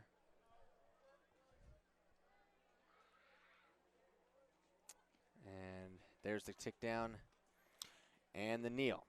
And that they may have to get another play off unless the Mustangs say just run it off. 50 seconds left. Likely will be another. Yep. So hey, so here's what's going on. So so it looks like this is how the ball game is going to end, 35-39 in favor of the Houston Huskies. Great ball game, man. Fantastic ball game. Really a good game. You know, unfortunately, most people listening right now would like to see the Mustangs win this game, but you know, but hey, again, they didn't give up, and they were in this to the very end. And this is a much more exciting game than we expected, Jake. Yeah, no, I mean this was fantastic, and you know, one of the things that I will say, Houston played a fantastic ball game, but the Mustangs played just as good. Mm-hmm. It was back and forth all game, and none of these kids have got nothing to be ashamed of. This is fantastic. And you know what, Jake? Let's do this. That's the official buzzer right there, or what would you call it in football? Final gun. Final gun, exactly. Thank you, Jakey. So this game is final. Houston 39, Argonaut 35. We're going to be back with our post-game show brought to us tonight by Mark Twain Medical Center. The family of Armstrong & Son Construction and Armstrong Self-Storage are proud to sponsor Motherlode League football. Remember, when you need excavating, grading, septic system repairs, and other site work, call Armstrong & Son Construction. Or if you need a storage unit, stop by Armstrong Self-Storage for safe and secure storage. Conveniently located near the intersection of Highway 49 and Ridge Road. Armstrong & Son Construction, state license number 828209. A longtime supporter of youth activities in Amador County, the folks at Camps Propane hope you enjoy tonight's high school football action on Hometown Radio. Visit Camp's showroom on Highway 88 in Pioneer. Ask about the Easy Saver program and senior discounts available. And you'll never run out of gas again with Camp's Smart System Tank Monitoring program. They also carry a complete line of RV supplies, gas refrigerators, and barbecues. For more information, visit Camps Propane in Pioneer or their website at campspropane.com. Remember when going for a walk around the block was easy and pain-free? Future you is ready to feel like that again. Mark Twain Medical Center's orthopedic experts are with you throughout the process, from first consultation to your last physical therapy session, so you can get back to living without joint pain, and future you can wander far and wide. Visit marktwainmedicalcenter.org/orthopedics. Mark Twain Medical Center. Hello, human kindness. You're listening to high school football action on the voice of the Gold Country, KVGC and KVGCradio.com. And we're back here at Dan Barnett Field. Final score here at this Argonaut homestand, 35-39 in favor of the Houston Huskies. Great game. Yeah, Jake, this game started off, Argonaut started off, Bo Davis followed Hernandez into the end zone from 8 yards out to put the Mustangs up early. Then the Houston Huskies started the 36, fumbled near the 15-yard line. Argonaut went 3 and out. Then Houston scores with a mix of run and pass from the 30. That took it to a 7-7 ball game. The Mustangs started at their 27. Then the second quarter started. Hook and ladder pass from Davis to Eckhart. Eckhart pitched it to Sanders for the touchdown from around the 40. So what happened here? Davis dropped back, hit Eckhart on a curl. He catches the ball, pitches it to Sanders, who was running up the left sideline, and scored the touchdown. And you know what? We made that our BG's Melon Phase call of the game. Yeah, do you want to hear it? Let's hear it. All right, let's go ahead and hear it. Okay, Eckhart split to the left. Davis comes up, wants to hit him. He just kind of does. Oh, hook and lateral. Hook and lateral. That's going to go down. It's pitched to Sanders to the 10, to the 5. Touchdown, Mustangs. That's going to be our call of the game. Our Mel and Faze BG Lounge call of the game. We had Eckhart over here on the left side of the field, did a quick curl in. He gets the catch. The ball from Davis pitches it over to the older Sanders, Jesua, who just runs down the left sideline, for a touchdown. Beautiful play. And so that took it to a Mustang lead. Mustangs were up 7 at that time, 14-7.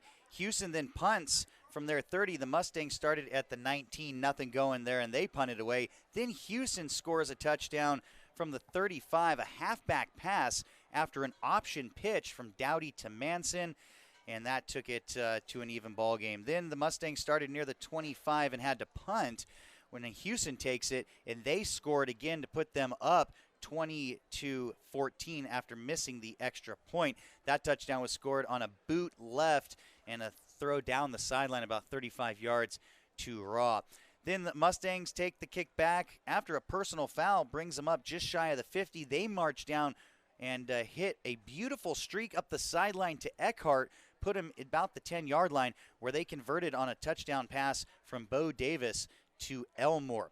Then at the end of the half, Jeshua Sanders takes the interception to wrap it up. Hughson starts the second half. The 44, they're 3 and out. Argonaut takes over. A couple long sweeps to Sanders and King. Sanders then takes it in from the 5, and the Mustangs are now up in this ball game. Argonaut turns the ball over. Hughson scores again immediately, and now Houston's looking like they may have control of this ball game. But Argonaut fumbles then deep in Houston territory. What's going on here? But Argonaut Mustangs, they respond on defense. 3 and out, take over at about the 40, and then a nice pass with roughing the passer. If you remember that play, Jake takes him up, and we're looking at a long sweep to Sanders for about 15 yards, and then Davis a swing pass touchdown to Hernandez. The Mustangs went up 35-33 at that time. Houston takes over at about the 40, and they get a touchdown with a block in the back. So it negates the touchdown, but they do finish the drive out and end up on a quarterback keep score from about 10 yards out. Argonaut Mustangs take over at the 33-yard line, come down to a short 4th and 1, and just can't convert, turn the ball over at the 45. Houston runs out the clock, and that's how this game wraps up. But what did you hear in there, folks? I said touchdown throws. We had multiple touchdown throws. We had a young sophomore quarterback, Bo Davis, who controlled this offense, ran this football team, and did an amazing job. He's got great composure inside the pocket. Yeah. He sells his fakes. He keeps other guys in line where they need to go. And he ran this offense. He did what you want a high school quarterback to do, and he is a sophomore at 5'7". Exactly, and one thing he was definitely playing. He was definitely playing above his weight class. Like definitely, seriously, and he was throwing really nice balls. But you're right. The one thing you get that you really see with like a young quarterback, and even really any quarterback in high school, is that you get in their face, you can rattle their cage really easy, and it really depends on how they do it. But he was staying in the pocket. He was taking hits, and he was Jake, making those balls. To your point right there, the 4th and 1 that the Mustangs weren't able to convert down at the end of the ball game was set up by it was actually a pass interference call, but Davis stayed in the pocket, took a hit in the back from a defensive end, kind of coming untouched, stayed in that pocket, made a beautiful throw. Would have been a completion if not for the pass interference.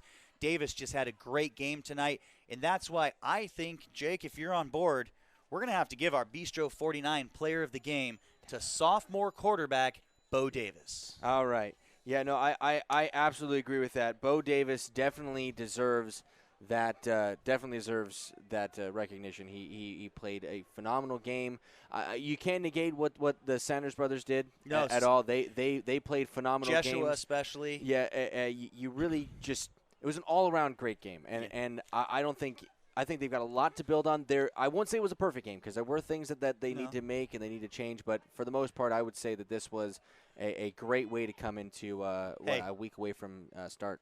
I always give an honorable mention. We kind of just did that with the Sanders, but the Argonaut coaching staff. Yeah, they called a great game.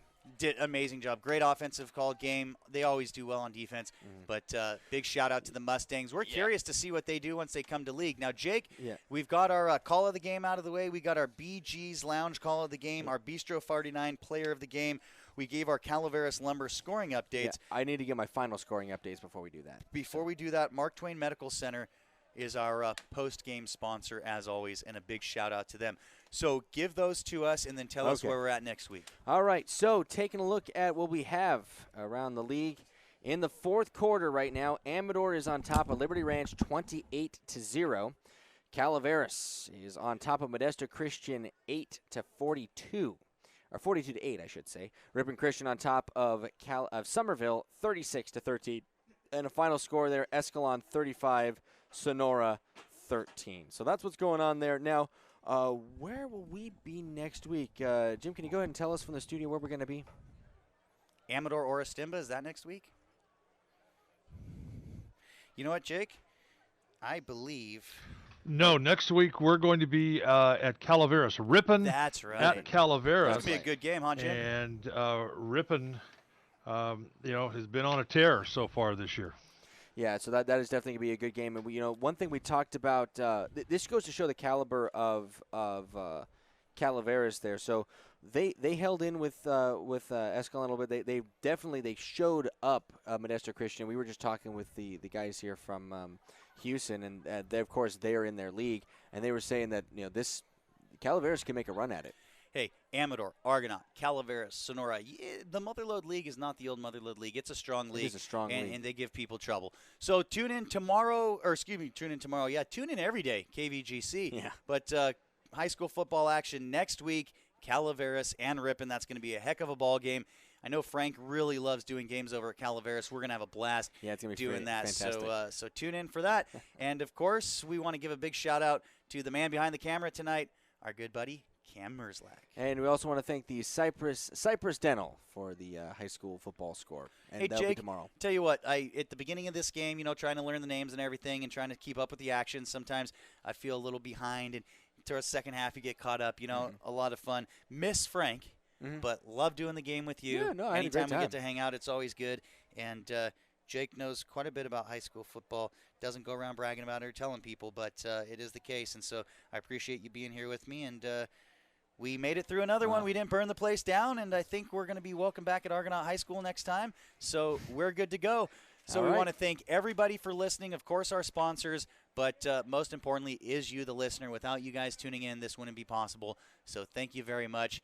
And as I always say, folks, that is it for us here from Argonaut High School. Have a great night. Have fun.